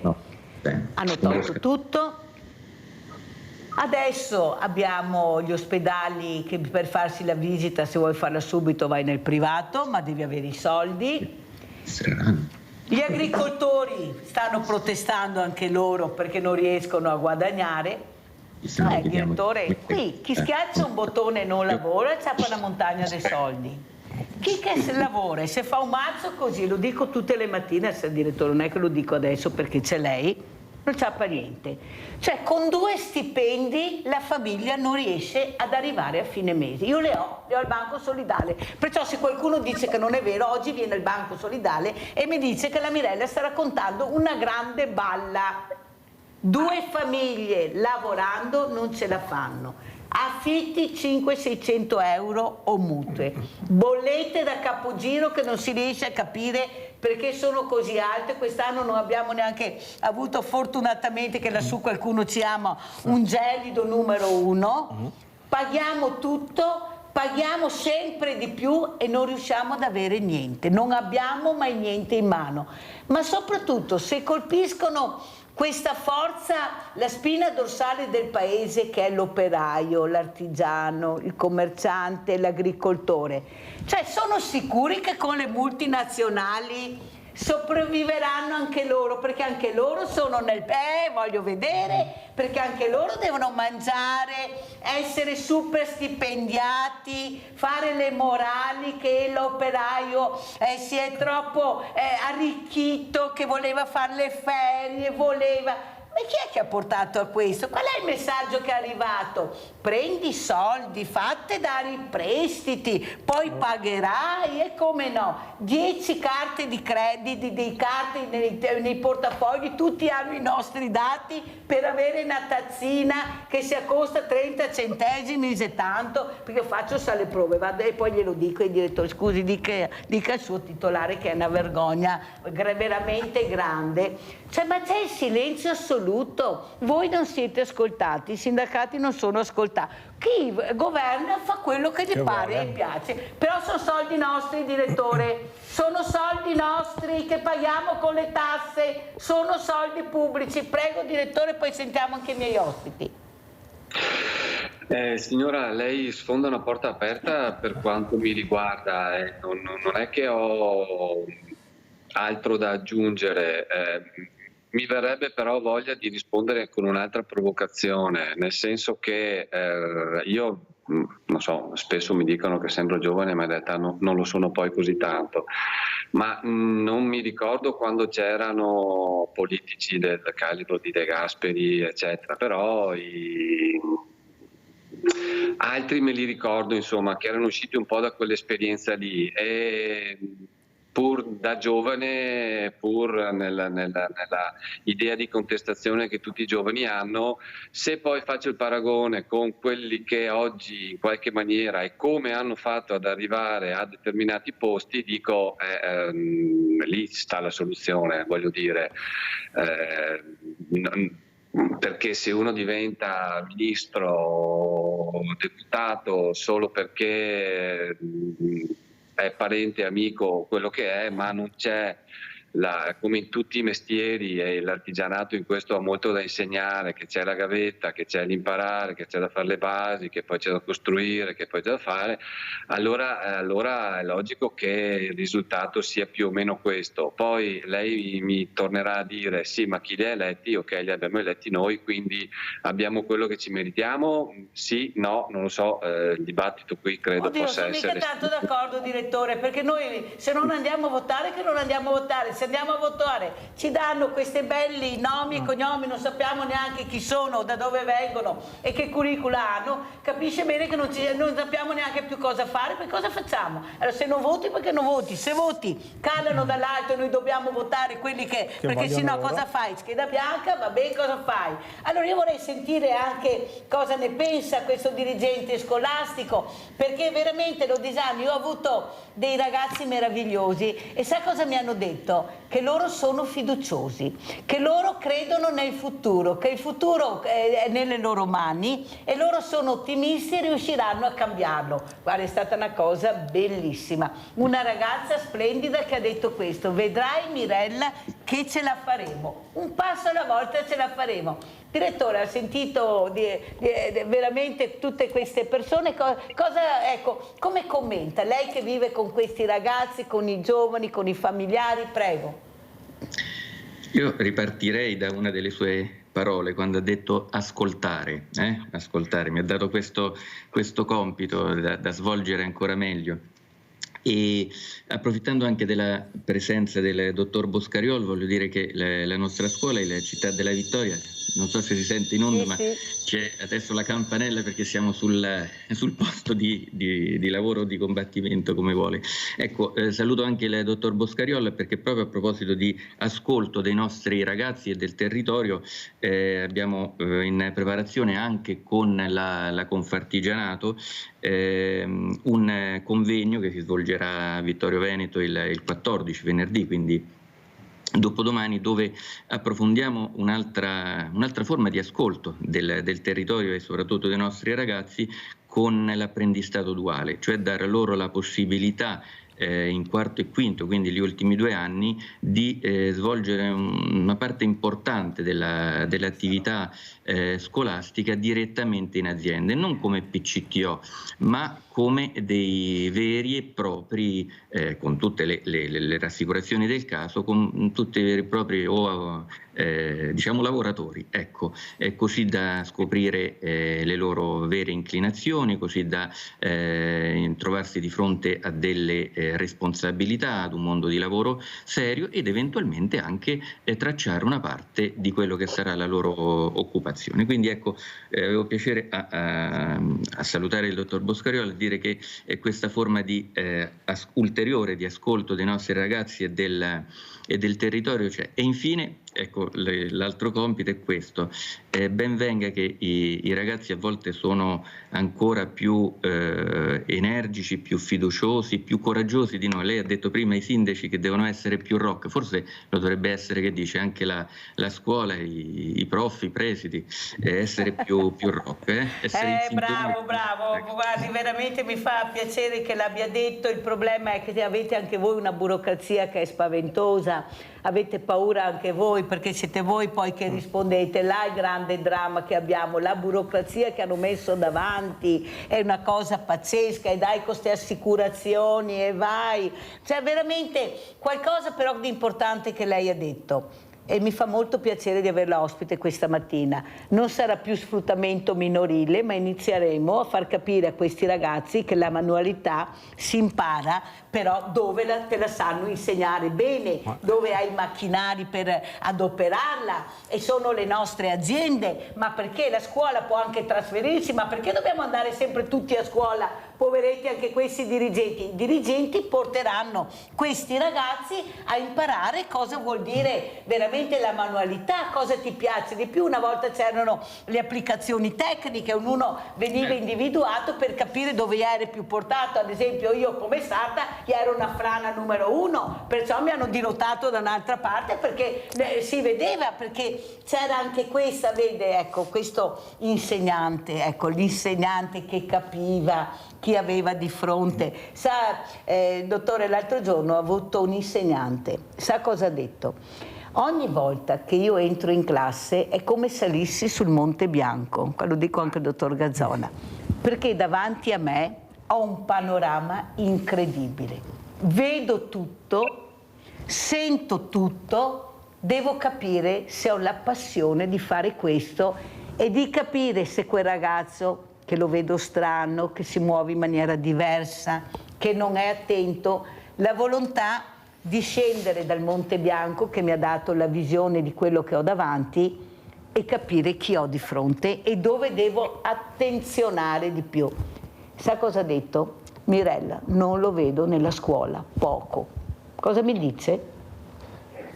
Dico che fate bene a volte a chiedere sempre di più alla scuola. La scuola può dire che prova a fare molto, anche questa è una sfida da questo punto di vista. Prima si poteva pensare soltanto allo svolgimento dei programmi prima e poi delle programmazioni, adesso bisogna rimotivare quelle persone. Lei dice a volte basta un segno di stranezza, quel ragazzo che semmai è sempre un po' attento, quel giorno lo vediamo scontroso, e benché anche noi siamo uomini, ricordiamocelo, forse la soluzione migliore potrebbe essere un richiamo e semmai una nota disciplinare quando c'è quell'atteggiamento che non va bene, e invece rimane importante sempre comunque dire ma perché, quello che posso fare. Ecco, l'impegno a cui siamo chiamati è questo. Lo facciamo quotidianamente nelle nostre classi, creda, non è semplice. C'è un sistema, almeno i dirigenti fanno questo, io lo faccio per ricaricarsi. Dopo essere stato semmai tutta la mattinata, la burocrazia diceva, qui in questa stanza, in questa scrivania, semmai a rispondere ai sondaggi, alla produzione di carte, mandare dietro fascicoli a graduatorie, poi a un certo punto sa che faccio? Vado nelle classi e saluto i ragazzi e comincio a domandare come va bene, dico se vi stanno interrogando, semmai al professore metta uno 0,25 in più, così si ricorderanno con piacere del prese, e dico semmai che se non mi vedono è perché sto comunque lavorando per loro e c'è tutto un mondo qui intorno che lavora per loro anche se non lo vedono. Però ecco, la nostra ricarica è quella, quando si va in classe e si vede davanti, ecco, come dice dal Monte Bianco si vede tutto, no? Questi occhi che ti guardano e che ci interrogano quotidianamente. Io la ringrazio veramente perché lei dimostra la passione di fare quello che fa, e là è il problema grande, perché lei ha detto una cosa importante, ha detto siamo uomini, sì, ma bisogna vedere se questi uomini che ricoprono queste cattedre molto importanti, questi poltroni importanti, hanno la passione di fare quello che hanno deciso di fare. Siamo sempre là, se non c'è la passione il ragazzo lo sente, lo vede. Allora io le racconto questa storia che sto cercando di capire. Mi ha chiamato in diretta un papà proprio a Sveglia Veneti e ha detto: sa Mirella, io volevo chiederle se la scuola è inclusiva o esclusiva. In diretta a Sveglia Veneti. Mio figlio è stato sospeso più di 3 mesi da scuola. Ha sbagliato, per carità, però mi sembra una sospensione eccessiva. Ma quello che non riesco a capire è cosa ci fa mio figlio a casa tutti i giorni sul divano. Ecco, potrà anche aver sbagliato, non dico di no, ma io avrei avuto piacere che ci fosse stata una scuola più inclusiva. Al momento io non ho approfondito perché non era il caso, però poi l'ho richiamato e ho voluto parlare anche con il ragazzo, perché mi sembrava, era anche quel giorno che avevo quell'insegnante che le ho detto che sale sul Monte Bianco tutte le mattine. Certo. Questo insegnante, a questo papà ha detto: per me è una sospensione terribile, deve aver fatto qualcosa di no grave, gravissimo, però è una sospensione che non riesco a capire. Però giustamente anche lui ha detto bisogna verificare. Ho parlato col papà e ho parlato con il ragazzo. Ho detto: cosa è successo? Dimmelo, perché tanto io poi lo vengo a sapere. Raccontami bene cosa hai fatto di male. Hai fatto veramente qualcosa di così grave per meritarti questa sospensione di più di 3 mesi? Perché vuol dire perdere l'anno, vuol dire che non ci sei più. Certo. E lui mi ha detto: no Mirella, ho problemi di gestirmi, non riesco a stare fermo, faccio molta fatica, ho perso la mamma, è stato un trauma enorme per me, non riesco ancora a gestirmi, però non meritavo quello, non ho fatto quella cosa. Sì, ho partecipato, è vero, ma l'ho sentito talmente depresso, talmente, che ho chiamato il sindaco. Il sindaco si è interessato, conosce la famiglia, il dramma della famiglia, ma non c'è stato verso. Questo dirigente ha risposto al sindaco: ho deciso così, possono prendersi gli avvocati che vogliono, che vadano per la loro strada. In questo momento Lo dico a lei, dopo per carità ognuno fa le riflessioni a casa, anche tra i miei ospiti, perché mi piace farli partecipare a quello che viene in televisione. Nel momento che questo dirigente porta questa, se ci sarà questo epilogo, questa scuola in tribunale, non è un fallimento della scuola? È il fallimento della scuola, un fallimento del ragazzo, un fallimento della famiglia. Questo genitore che dice mio figlio non posso toglierlo da quella scuola, perché devo mettere questo marchio a mio figlio? Ecco, capisce che c'è una confusione anche qua. Cioè, capisco che ha sbagliato, capisco tutto, capisco questo sindaco che non dovrei essere stata io, perché mi sembra sia anche un consiglio di classe, va il dirigente ma c'è anche un consiglio di classe. Cioè, lei, ma proprio da uomo diciamo, e poi da quello che fa, servono proprio queste sospensioni a questi ragazzi che fanno anche degli atti veramente anche incredibili a volte? Oppure servirebbe ancora più scuola, più sport, più disciplina?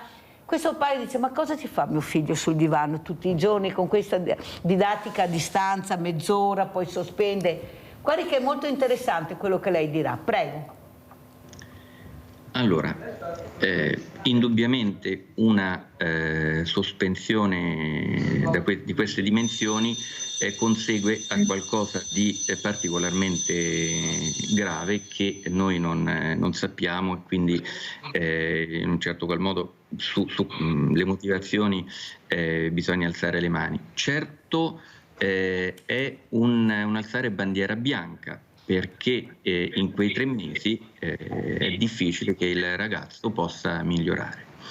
Le dico 2 esperienze che allora personali. Anche noi, anch'io, io sono dirigente del Città della Vittoria dall'11 novembre, proprio ieri sono stati 4 mesi, eppure in questo periodo abbiamo combinato delle sospensioni, come dice lei, con il consiglio di classe, con la possibilità, anzi abbiamo esortato sempre i genitori e come del resto è prassi, e il ragazzo a discolparsi o comunque spiegare come sono andate le cose di fronte a tutti gli insegnanti e di fronte a me. Ebbene, la prima esperienza è che me li ricordo una ad una quei pomeriggi, perché sono qualcosa di moralmente coinvolgentissimo. Anche adesso mi emoziona, perché noi facciamo qualcosa di doloroso credendo che sia per il bene di quella famiglia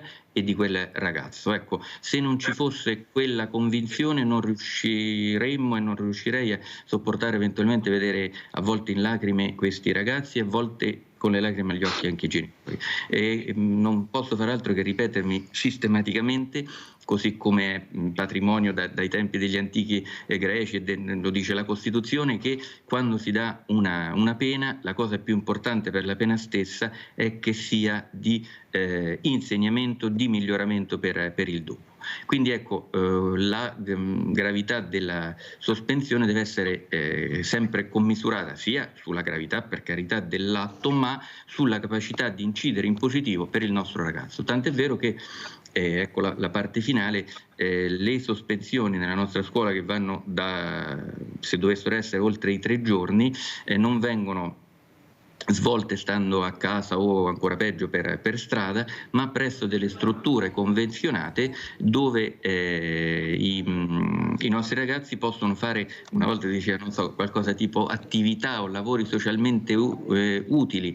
E sa una cosa bella però, questo glielo devo dire, quando ritornano monitorati e ci dicono, non so, il suo ragazzo è stato da noi alla Caritas piuttosto che in altre cooperative, e in quei giorni, questo me lo dicono nel 95% dei casi, si è comportato meravigliosamente. E quindi questo è un conforto per dire che capisce sistema... il dirigente perché ho detto che bisogna portare fuori anche questi ragazzi nelle associazioni, nelle attività, nelle imprese. Solo così riusciremo veramente a fare queste pianticelli che crescano sane. Dottor Gazzolla, ecco, la montagna, ecco il clima, la bellezza, l'ambiente, ecco, questi giovani vogliono questo. Certo, difatti noi tentiamo con la nostra associazione di portare sempre sempre più giovani all'interno dei nostri gruppi per portarli a vedere l'ambiente della montagna, ma è molto difficile. È molto difficile perché questi ragazzi hanno quasi timore di uscire e quindi qui bisogna far lavorare molto la famiglia, perché altrimenti non riusciamo a recuperare queste persone. Ma questo messaggio che sta anche adesso con queste Olimpiadi Milano-Cortina, ecco, queste tute bellissime, ecco, questi caschi, questa montagna che è un paradiso terrestre, cioè alla fine poi che messaggio viene da questo agonismo al massimo, perché è quello che veramente preoccupa. E poi ormai è diventato lo sport di montagna, è diventato un'attività per ricchi, per persone ricche, quindi uccidiamo anche i ragazzi poveri che non hanno magari le famiglie che hanno le possibilità di far praticare questo sport, che è molto bello se fatto in misura corretta, ma invece diamo la possibilità solo alle persone ricche di partecipare, perché ormai i costi sono elevatissimi, gli impianti costano tantissimo, perché naturalmente ci sono spese enormi, perché ormai la neve dura pochissimo, se arriva a fine stagione e quindi la temperatura, anche se nevica il giorno dopo, è quasi andata via, quindi bisogna consumare energia per produrre la neve artificiale, acqua e quant'altro, e quindi i costi sono elevatissimi e per le famiglie normali, tra virgolette, diventa una cosa impossibile. Quindi ormai sta diventando uno sport di elite, lo sport alpino. Sentiamo anche Fabio Vivian. I ragazzi. Devo correre perché purtroppo il tempo è tiranno. Questo primissimo soccorso cosa vorrebbe dire a questo dirigente? Ma al dirigente sono con l'esperienza che ha detto riguardo a operare, fare in modo che i ragazzi, nel momento in cui mi rendo conto che non è semplice dal punto di vista logistico, ma nel momento in cui sbagliano, devono essere allontanati dall'ordinarietà, quindi dai compagni, abbiano dei compiti, debbano soddisfare delle esigenze e vengono quindi assegnati a fare i lavori anche nell'istituto, magari quei lavori dove ci sono i tuttofare, una volta si chiamavano bidelli, no? Dove c'è bisogno di una persona per fare quelle determinate cose. Ecco, utilizzare le risorse che vengono tolte dalla presenza in classe dei ragazzi per effettuare questo tipo di lavori. Allora sentiamo anche cosa dice il direttore Boscariol a questo dirigente che dice uniamo le forze perché ce la faremo, a far capire, ecco, la creatività, tirarla fuori a questi ragazzi grazie alla manualità. Io sono sicura che ce l'hanno, io sono sicurissima, perché veramente alle volte vedo delle cose incredibili, ecco, da ragazzini qua che riescono a fare delle cose, specialmente con la robotica, con la meccanica. Non è vero che non, però bisogna accompagnarli, giustamente, mica cosa sanno loro poveretti, stanno crescendo fino a 18 anni, il cervello è in crescita. Prego, dottor Boscariol. Rispondo semplicemente con quanto accennava prima il dirigente scolastico. Una delle risposte che noi stiamo dando in questo momento è l'apprendistato duale, quindi portare i ragazzi in azienda, far vedere loro quello che possono realizzare al di fuori della scuola, come possono realizzare le loro persone all'interno di un'attività lavorativa. E però ci deve essere anche, secondo noi, un'attività territoriale, nel senso che noi non vorremmo che questa esperienza sia esclusivamente un modo per reclutare persone o un modo per creare dei bravi operai, perché sarebbe secondo me una realtà assolutamente riduttiva. Quello che noi stiamo cercando di fare assieme alla scuola e supportando in questo la scuola è un'attività di territorio. Ci devono essere le collaborazioni degli istituti scolastici, delle associazioni di categoria, dei comuni, di altri enti che possono essere interessati alla cosa, perché sia un'attività a favore del territorio. Io dico sempre alle nostre aziende, quando promuovo l'attività dell'apprendistato, gli dico sì, tu hai la possibilità di avere un ragazzo in azienda per 2 anni, per limitati periodi, per insegnargli, per spiegare, per fare in modo che lui si appassioni alla tua azienda e che tu ti appassioni a lui, però non deve essere una finalizzazione stretta a trovare poi la manodopera, deve essere un'attività svolta a favore del territorio.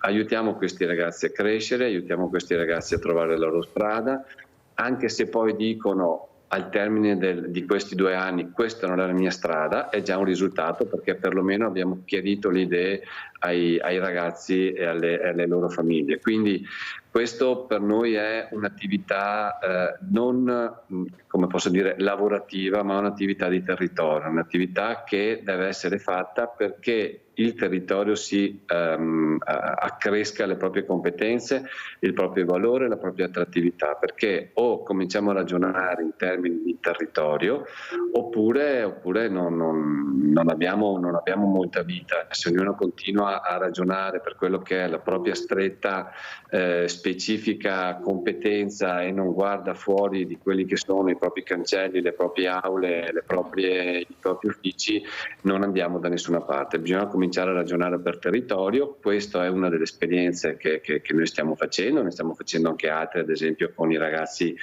migranti che sono ospitati presso le strutture qui di Vittorio Veneto, li stiamo cercando di accompagnare presso le nostre aziende, stiamo cercando di trovare loro degli alloggi. Questo perché o è un'attività in cui si promuove il territorio o altrimenti non c'è futuro, secondo noi. Grazie veramente, dottor Boscariol, di quello che ha detto. Io adesso vorrei far vedere al dirigente scolastico questo primissimo soccorso fatto ai ragazzi. E se il 13 aprile, che noi presenteremo questa cosa su un parco bellissimo che abbiamo la fortuna di avere a Treviso, che è la Restera lungo il Sile, se ci porterà i suoi ragazzi, si dirà a questi ragazzi di venire, perché non sarà il manichino, ma saranno loro che faranno proprio questo primissimo soccorso. Faranno da cavia, dicevo sempre, guardi il primissimo soccorso. Chiamare i soccorsi, praticare il massaggio cardiaco, applicare il defibrillatore. Una lezione di vita in tutti i sensi, e da anni l'ente di formazione Irigem ospita e promuove gli incontri tra studenti e i volontari dell'Associazione Soccorritori di Bassano. Facciamo una lezione per quanto riguarda il riconoscimento e come intervenire in caso di un arresto cardiaco. Intervenire nei primissimi minuti può veramente salvare la vita. È una lezione molto dinamica. Noi alla fine raccogliamo, quando hanno voglia, di pensierini che teniamo in una specie di registro nostro. Abbiamo dei pensieri veramente meravigliosi, stupendi, che rivelano l'animo dei ragazzi, che noi diciamo sempre, critichiamo sempre questa gioventù, ma in realtà abbiamo dei valori veramente grandi. I numeri dell'Associazione Soccorritori di Bassano raccontano di una grande passione. Vorrei dire che è quasi un secondo lavoro non retribuito, ma appunto per questo è meraviglioso, stupendo, perché lo facciamo con il cuore. In 13 anni sono stati formati e informati oltre 40.000 ragazzi, un impegno che vede coinvolti anche gli alpini che nelle scuole portano i loro valori e la loro testimonianza.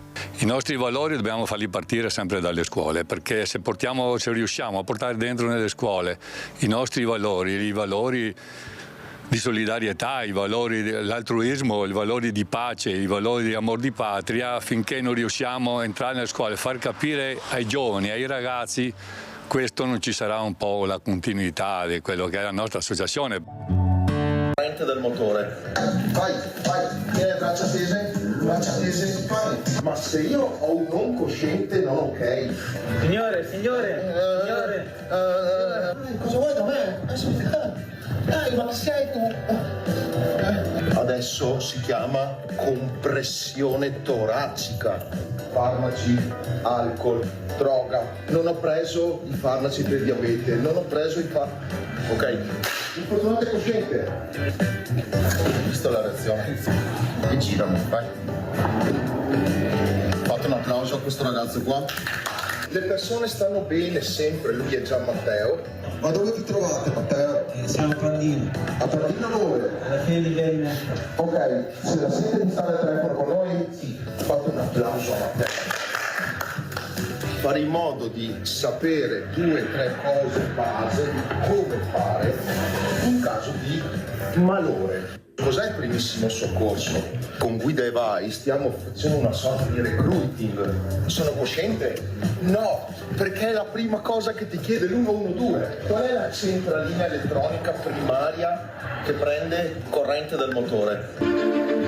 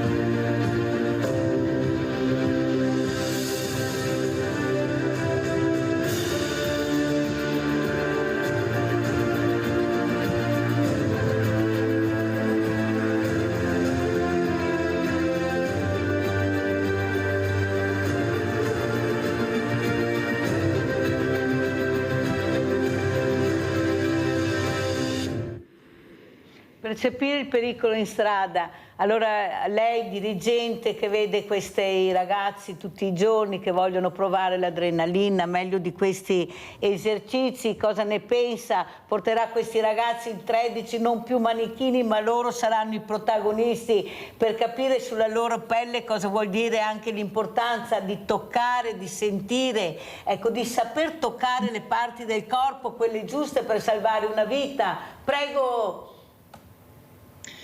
Ho preso appunto dell'iniziativa del 13 aprile e sentirò cosa si può fare, ma non si dimentichi che noi abbiamo la nostra, si diceva prima, la burocrazia.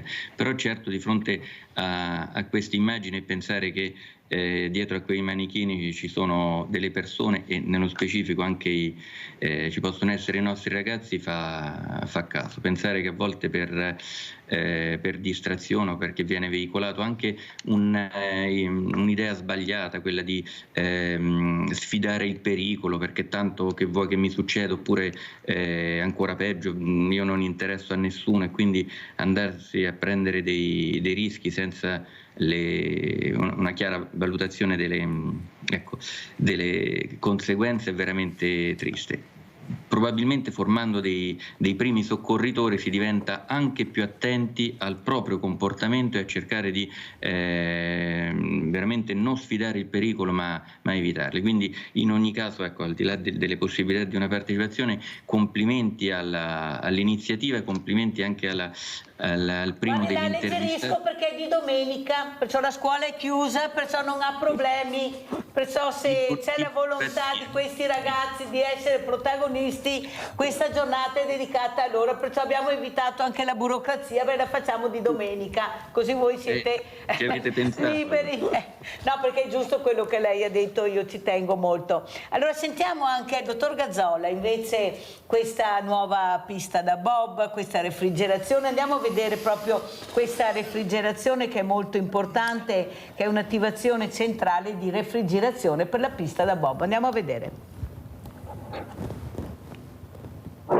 Siete pronti? 1, 2, 3 e viva le Olimpiadi!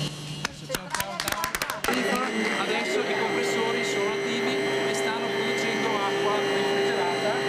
Una impressione a caldo. Spettacolare. Nel cuore dello Sliding Center, la pista olimpica di bob, slittino e skeleton, dentro la centrale di refrigerazione, al sottosegretario alla presidenza del Consiglio dei Ministri Alessandro Morelli l'onore di pigiare lo start all'attivazione della sala macchine, che da sabato avvierà il ghiacciamento del tracciato con una potenza complessiva di quasi 4 megawatt e mezzo.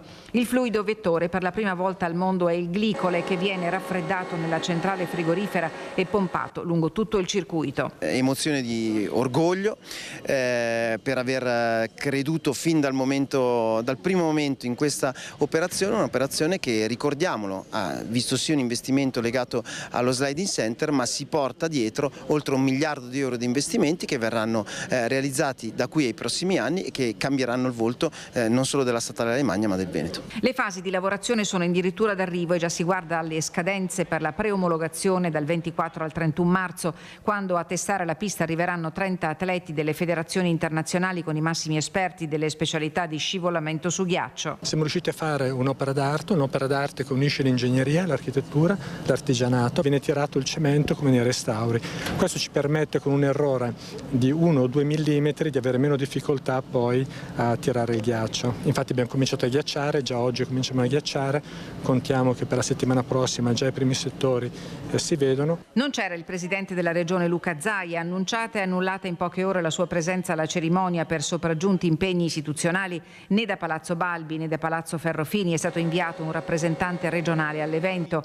A margine della cerimonia il sottosegretario Morelli è tornato sulla questione sicurezza, che in provincia ha comportato l'arrivo di 53 nuovi carabinieri e rafforzato di 10 unità il personale della polizia, specialmente dopo il presunto sabotaggio di giovedì scorso. Non ho spunti, aggiornamenti legati chiaramente alle indagini che sono in corso per quanto avvenuto nelle scorse notti, ma devo sottolineare che non credo che ci sia una pianificazione rispetto a quanto avvenuto, ma il rischio maggiore, sul quale vi invito da collega, invito i media a fare la loro parte, è sensibilizzare l'opinione pubblica rispetto a una responsabilità che tutti quanti abbiamo. Una responsabilità che tutti quanti abbiamo e la sentiamo molto. Vediamo se c'è ancora Adriana da Crocetta, chissà quante parole adesso che mi dice. Adriana? No, ha messo giù, ma la richiameremo, ecco, di sicuro, perché come capite sono ospiti che veramente noi dobbiamo delle volte anche ascoltare, non sempre è facile averli, e quello che dicono è molto importante perché è il nostro futuro, in tutti i sensi il nostro futuro. Prego, dottor Gazzola.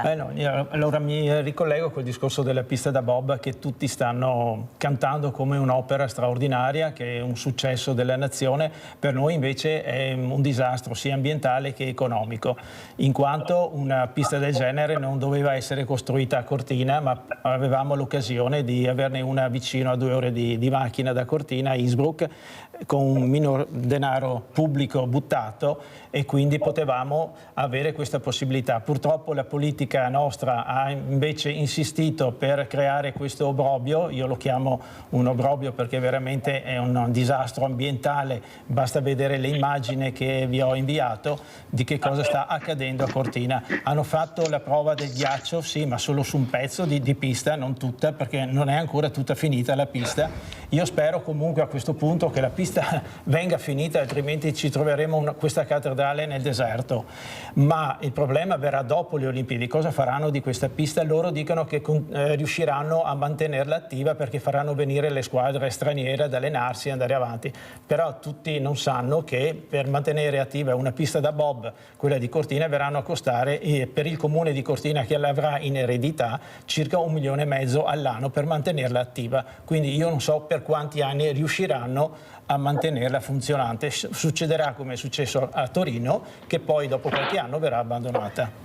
Poi noi anche e poi qui mi chiudo, sul discorso di quel famoso incidente che hanno trovato un tubo che quello che abbiamo visto. Esatto, che avete visto, è stato rotolato giù in mezzo alla strada. Subito la politica ha accusato noi ambientalisti che siamo stati noi addirittura a creare un attentato, addirittura un attentato alla nazione. È una cosa veramente vergognosa, perché intanto si sa benissimo che noi non siamo in grado di andare lì un paio di persone a sollevare un tubo del genere, perché quei tubi che servono per raffreddare, per portare il ghiaccio, pesa circa 800 kg. Quindi pensate che per muovere un tubo del genere bisogna avere un mezzo meccanico, non possiamo andare 2 persone o 3 di notte a buttare giù questa cosa.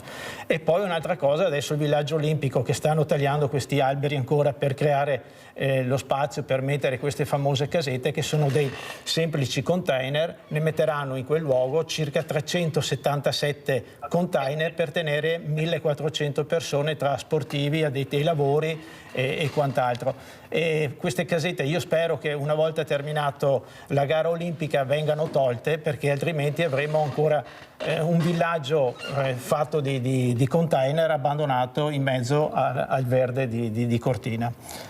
Abbiamo sentito le riflessioni del dottor Gazzola, dopo ognuno a casa fa le proprie naturalmente, siete liberi, siamo in democrazia, ognuno dice quello che pensa. Sentiamo, grazie dottor Gazzola, allora come ci saluta anche Vivian Fabio?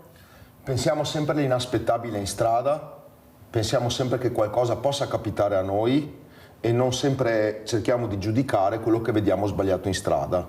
Quindi ricordati che per il mondo sei qualcuno, ma per qualcuno sei il mondo. E ricordati che non ci sono mai scuse per attuare un comportamento sbagliato.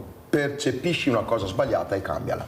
Grazie a tutti i miei ospiti, veramente buon lavoro a tutti, grazie di essere stati qui a Sveglia Veneti. Pubblicità.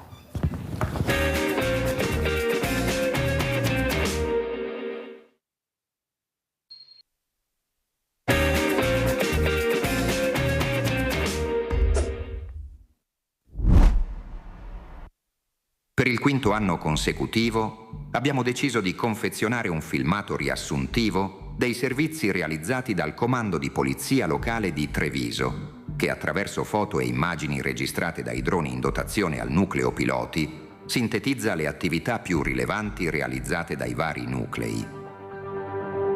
È stato un anno impegnativo, come testimoniato dall'intensa attività della centrale operativa, che ha gestito 34.015 interventi, il 20% in più rispetto all'anno scorso. Grazie alle immagini delle telecamere di videosorveglianza sono stati ricostruiti 162 sinistri stradali, frutto di 6.388 ore di monitoraggio live effettuate dagli operatori.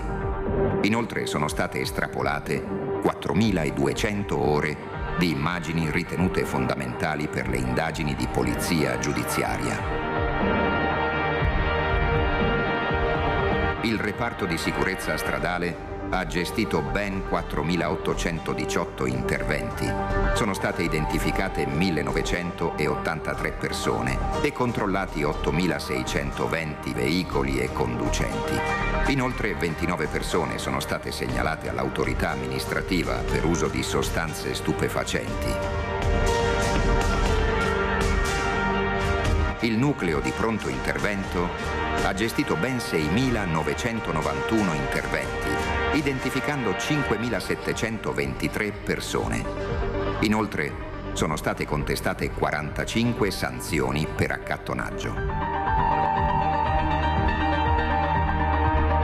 Il nucleo tutela del territorio ha effettuato 95 sopralluoghi, comminando 13 sanzioni per violazioni di carattere penale e svolgendo 13 accertamenti per infrazioni al regolamento del verde. Il nucleo infortunistica ha rilevato un totale di 456 incidenti, di cui 308 con feriti, 5 mortali e un totale di 369 persone rimaste ferite. L'attenzione all'ambiente e il contrasto ai comportamenti illegali hanno permesso alla città di Treviso di ottenere prestigiosi riconoscimenti anche a livello europeo. Questi risultati sono frutto di un'intensa attività quotidiana curata dal nucleo antidegrado, che nel 2024 ha effettuato oltre 1.000 sopralluoghi ed elevato 203 verbali per violazioni legate al conferimento illegale di rifiuti. Sta attività di prevenzione e repressione si aggiungono i 95 sopralluoghi eseguiti dal nucleo a tutela del territorio, che ha deferito all'autorità giudiziaria 13 persone per violazioni penali legate al codice dell'ambiente. Entro poche settimane entrambi i nuclei saranno accorpati in un unico reparto denominato Nucleo di tutela ecologica, ambientale e animale, con l'obiettivo di rendere i controlli ancora più efficaci e incisivi. Questo nuovo nucleo si concentrerà sulla tutela dell'ambiente, la protezione degli animali e l'azione di repressione contro chi non rispetta le regole fondamentali, contrastando abbandoni indiscriminati di rifiuti su terra e acqua. Il nucleo di polizia giudiziaria ha denunciato all'autorità giudiziaria 197 persone, effettuato 8 arresti e attivato, in 5 casi, la procedura prevista dal cosiddetto Codice Rosso. Sono stati inoltre sequestrati e sottoposti ad analisi di autenticità 95 documenti. Il nucleo di sicurezza urbana ha identificato 825 persone, notificato e trasmesso alla questura 266 ordini di allontanamento e contestato 81 verbali per mendicità. Nelle cosiddette zone rosse sono stati effettuati 911 servizi. Grazie anche alle segnalazioni dei residenti, le operazioni ad alto impatto sono raddoppiate rispetto al 2023, passando da 35 a 70. I 7 piloti dei droni hanno accumulato 50 ore di volo, effettuando 19 rilievi su aree degradate e 5 sorvoli finalizzati alla ricostruzione di sinistri stradali. Quello che siamo oggi dipende molto da quello che siamo stati. È grazie all'impegno e alla professionalità di chi ci ha preceduti se oggi il comando di polizia locale può considerarsi all'avanguardia in molti settori. Un filo conduttore comune guida gli operatori attuali a coloro che ora sono a riposo. la costante volontà di crescere, di migliorarsi e talvolta essere dei pionieri. Tutto questo in un'ottica e con un fine ben preciso: offrire il miglior servizio possibile a favore della collettività, perseguendo sempre il bene della città di Treviso.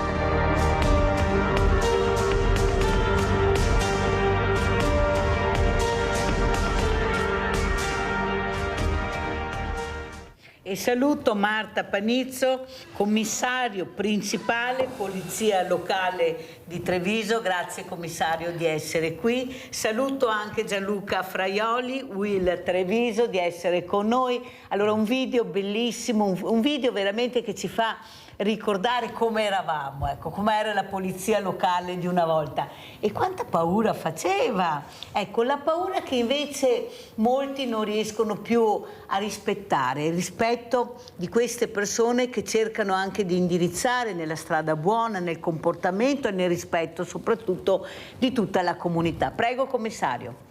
Certo, ovviamente noi teniamo ben presente appunto quello che è stato il passato, proprio perché ci dà l'indirizzo di quello che noi di come noi stiamo lavorando, di come lavoreremo in un futuro. È chiaro che il rispetto nei confronti delle istituzioni si è modificato nel tempo, si è modificato ma perché la società è cambiata tantissimo. Mi raccontano i colleghi più anziani che i giovani di un tempo avevano appunto molto timore nei confronti di quelli che erano gli operatori di polizia locale un tempo. Ad oggi noi non registriamo la medesima situazione sulle strade trevigiane, però questo non ci scoraggia in nessun modo perché chiaramente come è cambiata la società stiamo cambiando anche noi e ci stiamo dotando di strumenti all'avanguardia proprio per poterci allineare a quella che è la cittadinanza attuale. Quindi chiaramente un monito per andare avanti senza mai perdere la positività, perché il nostro ruolo è quello appunto di sovrintendere al rispetto delle regole e di conseguenza poter dare la possibilità di convivere in maniera serena appunto tra tutta la popolazione. Questa è una cosa fondamentale. Complimenti, grazie per la semplicità con quale ha espresso quello che è il futuro di questa polizia locale, l'impegno soprattutto che va concentrato nel rispetto della cittadinanza, ma che la cittadinanza deve avere per queste istituzioni e per tutte le istituzioni che stanno cercando di proteggerci. Abbiamo Mirella da Riese, vediamo se c'è ancora Mirella. Niente, è caduta la linea. Fraioli, anche qua il sindacato ha un ruolo importante nonostante i messaggi, io direi anche selvaggi, che stanno arrivando. Prima il dottor Gazzola diceva che stanno alzando troppo l'asticella anche nello sport, troppo agonismo. Ecco, questi i ragazzi che veramente hanno degli esempi che non sono proprio così edificanti e soprattutto questo mondo del lavoro che è sempre più precario. Ecco, questi soldi che mancano tantissimo. Prima abbiamo sentito gli artigiani, abbiamo sentito le scuole, ma siamo tutti un po' con le spalle al muro, non vediamo questa luce nel tunnel, fa fatica ad arrivare ed ecco che aumenta la paura, aumenta la rabbia e la rabbia può degenerare nel non rispetto di quando tu esci da casa perché sei arrabbiato e ti fai le regole che vuoi, ma chi se ne frega della polizia locale, delle forze dell'ordine, del sindaco, delle istituzioni, anche perché i messaggi che arrivano non è che siano così edificanti per questi ragazzi che però sono ottimisti e cambieranno il mondo, mi hanno detto. Prego. Intanto grazie Mirella per l'invito. Ci eravamo lasciati l'ultima volta, abbiamo una memoria piuttosto lunga, dove avevamo ragionato proprio sui ragazzi e in quella puntata avevo lanciato un sondaggio proprio come Will abbiamo fatto sul territorio di Treviso per capire quali erano le problematiche maggiori e ne è emerso, io lo ripeto perché mi piace dirlo, e ne è emerso con nostra grande sorpresa, che proprio nella popolazione giovanile, quindi dai 18 anni in giù, perché noi abbiamo interessato una vasta gamma di persone, sia uomini che donne, sia maschi che femmine, è emerso che il primo problema nei giovani di oggi, quindi entro i 18 anni, qual è? La sicurezza. Ma attenzione, la sicurezza vuol dire la possibilità di muoversi con tranquillità nella propria città, nel proprio quartiere. Quindi c'è il senso di quello che sta succedendo, bisogna però saperlo intercettare. E ci eravamo detti, attenzione, non possono essere pochi che determinano le scelte di molti, perché è quello che purtroppo oggi sta succedendo. E questi molti vanno aiutati, come vanno aiutati questi pochi? Come? Dai 18 in su il problema è il lavoro. E qua ripeto, non credo che sia solo un problema di alzare l'asticella. Credo che oggi il problema che oggi viviamo anche sul territorio di Treviso, a fronte delle numerose crisi che si sono detto, è di dare un messaggio rassicurante del tipo noi ci siamo, anche là mi ricordo, no? Ho detto ma la spaccatura che c'è fra CGIL e Cislo Will, no, non c'è spaccatura, il sentore è unico perché sappiamo che c'è un problema da affrontare e sappiamo come affrontarlo. Ma torniamo un po' in qua, se mi permetti che mi dilungo perché... Fermati un secondo perché abbiamo Antonio, se no mi cade la linea, stamattina non riescono a parlare. Vai Antonio! Buongiorno Mirella, buongiorno anche agli ospiti, buongiorno. Io non volevo neanche intervenire, ma è tutta una lamentela, non funziona niente, le scuole, la sicurezza, il lavoro, non funziona niente. A me mi è venuto nervoso perché stamattina accendo il cellulare, c'è un ragazzo che è andato a fare una visita a Mosca, ha preso il treno, San Pietroburgo, Mosca, 700 km, 4 ore, treni di lusso, treni diciamo di base normali, là è tutto un lusso.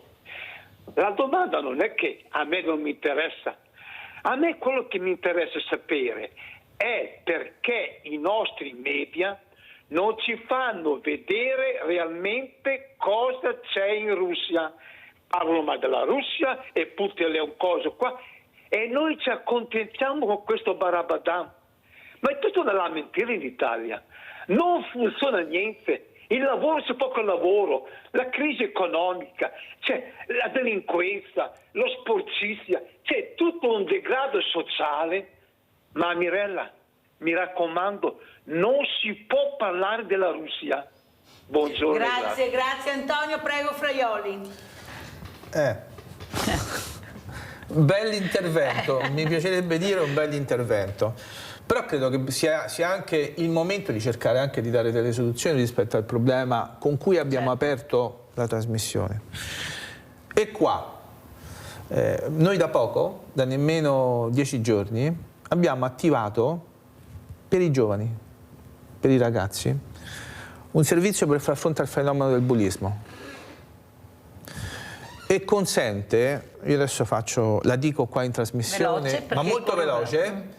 Scrive, abbiamo un indirizzo di posta elettronica, siamo con te, @willveneto.it. È una mail anonima. Se avete problemi col bullismo, se avete problemi nella scuola, se avete problemi in famiglia, se avete problemi processuali, scrivete.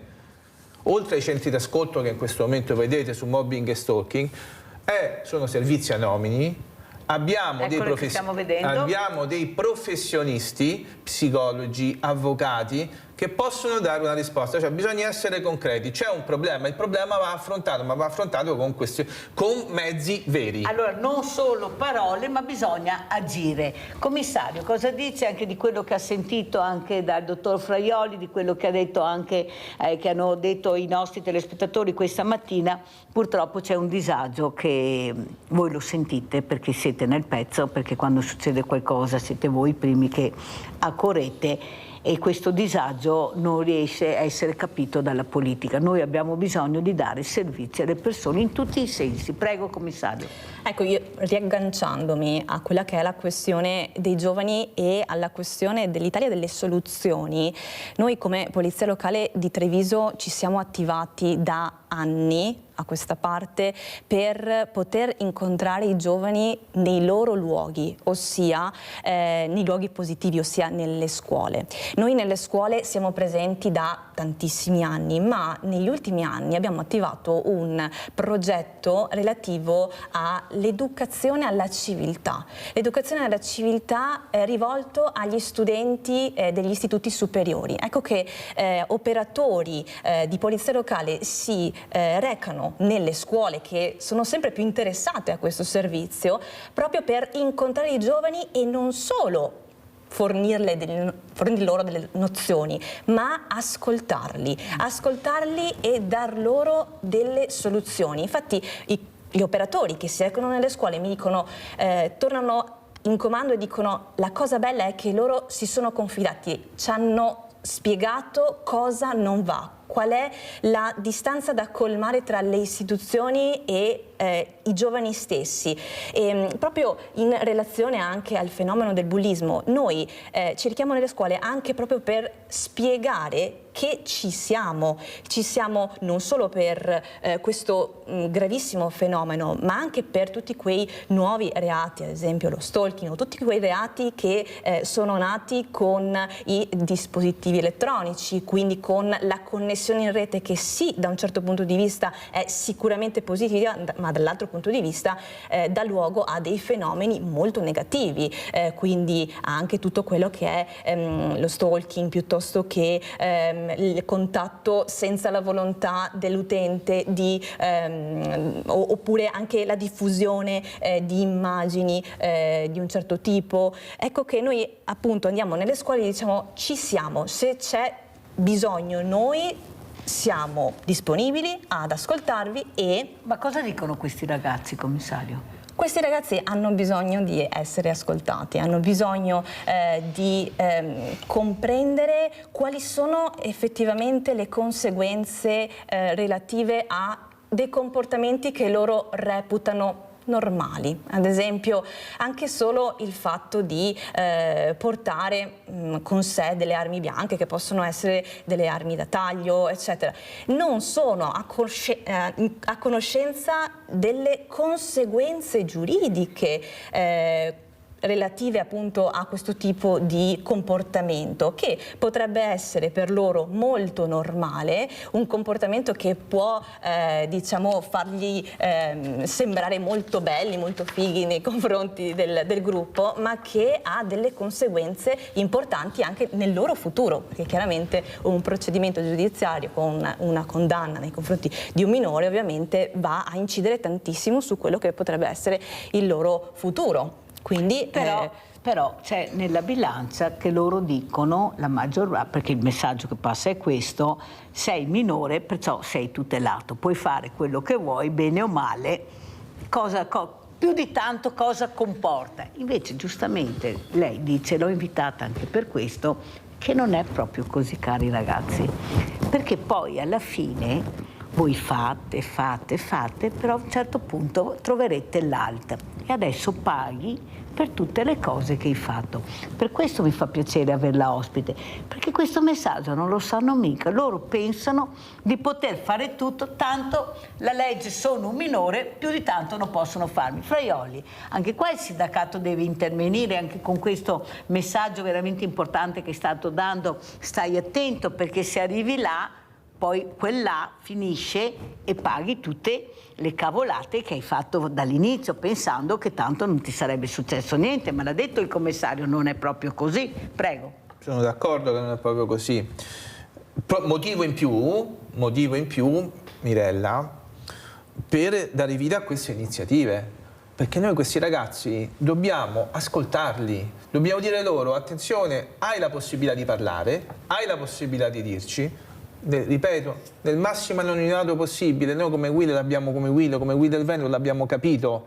Noi vogliamo stare in mezzo a questi ragazzi perché saranno il futuro del domani, ma se non gli diamo una strada corretta, se non li capiamo e se loro non capiscono noi, diventa un linguaggio fra sordi, e il linguaggio fra sordi comporterà che noi avremo un'interruzione nelle generazioni.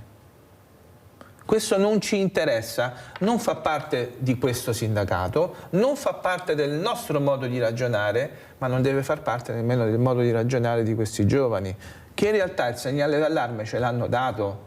Certo. Poi è inutile che passa la comunicazione secondo la quale è una generazione perduta. È perduta se noi li lasciamo perdere, Però noi ci siamo, questo voglio dirvelo, noi ci siamo. Parlateci, poi forse non vi daremo una soluzione, però almeno vi abbiamo ascoltato. Che è quello che loro vogliono, quello che ha detto anche il commissario.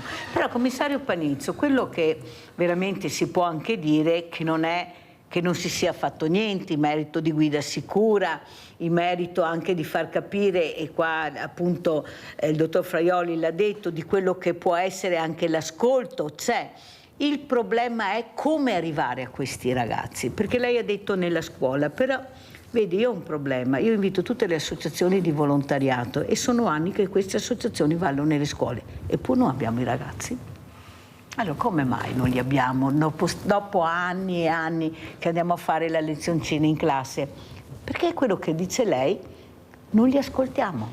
Noi facciamo la lezioncina, siamo questi, facciamo questo, poi andiamo via. E allora chi se ne frega? Se invece li facessimo diventare protagonisti, anche sbagliando, quello che si sta cercando di fare adesso con le iniziative anche del 13 aprile sulla restiera, di coinvolgere tutte le associazioni, le scuole, il mondo della cultura, la politica, per far capire che dobbiamo farli rendere protagonisti. Sono loro adesso che devono sbagliare, cadere e sbagliare, ma nel momento che cadono noi dobbiamo essere là a prenderli per mano. Non è possibile continuare a etichettarli se è un delinquente, un spacciatore, un drogato, perché questo facciamo. Uno, la prima cosa che ruba è un ladro, spaccia una bustina è un spacciatore, senza capire cosa c'è dietro quella bustina, chi c'è dietro quella bustina. Quella mamma che le ho raccontato, se fosse stata seguita dall'inizio, non sarebbe in queste condizioni, il ragazzo potrebbe essere ancora qui con noi. Ma perché non è stata seguita? Perché non c'era l'ascolto. Lei ha chiesto aiuto, poveretta, ma nessuno l'ha ascoltata. Oppure quella donna che è venuta qua l'altra mattina, commissario Panizzo, ha detto due tentati suicidi. Sai Mirella, nella carta ho 9 persone che mi seguono, psichiatra, psicologo, servizi sociali. Sono mesi e mesi che non vedo nessuno. Non ho un centesimo in tasca, non ho niente da mangiare. Devo fare una visita, non ho 14 euro per pagarla e allora lasciatemi da sola, non fate vedere che ho tutte queste persone che non ho e lasciatemi almeno libera. Fraioli, cosa diciamo a questa donna? Poi sentiamo veloce perché il tempo è velocissimo, anzi sentiamo prima la commissaria. Ecco, donna, questa donna che chiede aiuto davanti alle telecamere, anche se io per rispetto l'ho fatta girare, che dice nella carta ho tutto, in realtà non ho niente, sono completamente sola, senza nessuno. Prego, commissario. Ecco, questo potrebbe rappresentare un problema, un inceppo nella rete, in una rete alla quale noi con fiducia ci appoggiamo, perché chiaramente l'operatore di polizia locale ha un ruolo di prevenzione, di accertamento, di repressione, ma poi appunto per quanto riguarda l'aspetto sociale ha necessità sempre di appoggiarsi a servizi sociali. Il Comune di Treviso ovviamente li ha e sono anche ben attivi, associazioni che possono prendere in carico questo tipo di situazioni. Chiaro che probabilmente ci sono delle situazioni in cui magari qualcosa si inceppa e di conseguenza c'è necessità di alzare di più la voce per richiedere aiuto, come ha fatto la signora presso questi studi. Purtroppo succede anche questo. È vero che dispiace. succede, però commissario non dovrebbe essere la Mirella che fa da ponte, cioè la Mirella è una conduttrice, fa la trasmissione, ci dovrebbe essere qualcun altro che è pagato per fare questo. Questa persona quando esce da tutti questi uffici, perché l'ha detto, io ho bussato da tutte le porte, ho anche l'amministratore di sostegno, zero. E allora cosa devo fare? E ha detto per fortuna che c'è Mirella, che mi aiuta, che mi sostiene, ma Mirella vuol dire il mondo di Sveglia Veneti, di Rete Veneta, di questa grande famiglia che abbiamo creato, del 5 per 1000 che mi dà la possibilità di dare 2 soldini perché questa donna che già è molto, molto fragile non debba subire ancora più umiliazioni perché non risponde nessuno, non c'è più quell'assistente, ce n'è un'altra, devo aspettare. Fraioli, ma cosa diciamo? Allora, tutte queste, ne ho 9, alla fine non ho niente. Lei come sindacato cosa dice? Cosa direbbe a questa donna se fosse qui questa mattina? Che purtroppo è una situazione che crescerà, che aumenterà. Le nostre sedi sono aperte, attenzione, poi non so se riusciremo a trovare una soluzione, ma ci proveremo. Però questa è una condizione che il Paese aumenterà nei prossimi anni, perché sono stati tagliati i fondi ai comuni, sono stati tagliati i fondi alle regioni, sono stati tagliati i fondi all'assistenza, a tutto quello che è welfare, tutto quello che è assistenza. Ne abbiamo detto, non ci hanno creduto. Io credo che nei prossimi mesi ne vedremo purtroppo, io mi auguro di no, ma credo che questi casi aumenteranno, ma non per l'incapacità delle istituzioni presenti sul territorio di far fronte, perché sono in una condizione di difficoltà estrema, che vanno dal presidio del territorio, perché non possono farlo, non ci sono i soldi. Questa è la verità. Poi possiamo ragionare delle cose migliori, ma le cose non stanno così. Mi permetti solo un passaggio su come fare per parlare con i giovani. Forse abbiamo sbagliato il linguaggio finora. Ci dobbiamo un po' adeguare. Noi abbiamo fatto le app e io ormai non ci capisco più niente perché sono pieno di app per ogni servizio, però i giovani vivono sulle app. E quindi credo che il compito nostro anche sia di cambiare il messaggio con cui comunichiamo con i ragazzi. Grazie veramente al dottor Fraioli, grazie al commissario veramente principale Polizia Locale, pensate che bel ruolo che ha la dottoressa Marta Panizzo, grazie di essere stati con noi, adesso andiamo a pranzo con la proposta di Mirella. Riso nero Venere ai gamberoni. Il riso Venere è stato battezzato con il nome della dea dell'amore. Ottenuto da un ricercatore cinese, presenta le proprietà del preziosissimo e raro riso nero degli antichi imperatori cinesi. Questo tipo di riso in Cina esiste da secoli, ma è sempre stato riservato alle tavole dei nobili, perché raro e poco produttivo. Infatti, fino all'800 veniva coltivato solo per l'imperatore e la sua corte, e ancora adesso il suo costo è più elevato di quello comune. Ingredienti per 4 persone. 320 grammi di riso nero Venere, 500 grammi di gamberoni, 200 grammi di zucchine, uno scalogno, 100 grammi di carote, erba cipollina, 3 cucchiai di olio extravergine di oliva, sale. Tritate l'erba cipollina e tenetela da parte.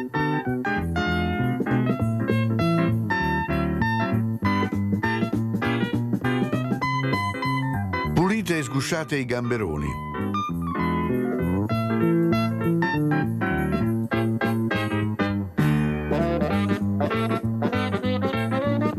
Estraete la polpa.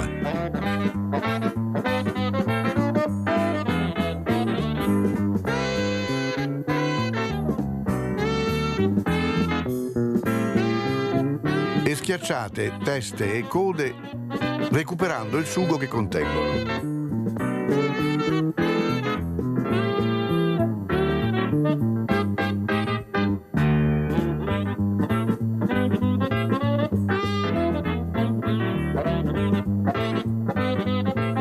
Lavate e tagliate a pezzetti le verdure finemente.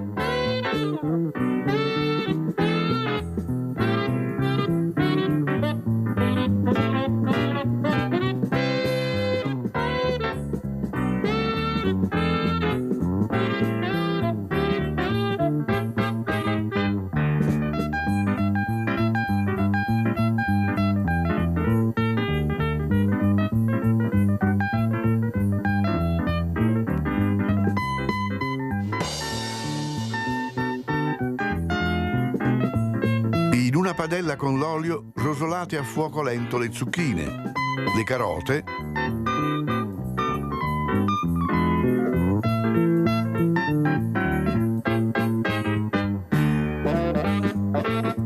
lo scalogno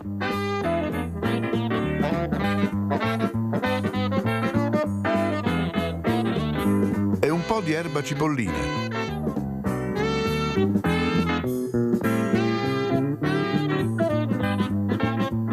Unite la polpa dei gamberoni.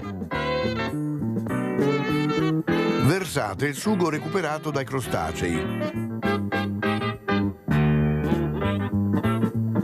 E portate a termine la cottura.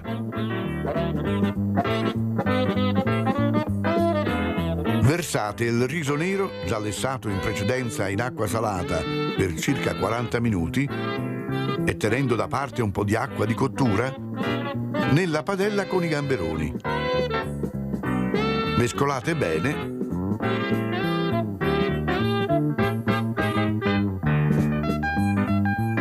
Aggiungete qualche cucchiaio di acqua di cottura del riso se necessario e amalgamate bene.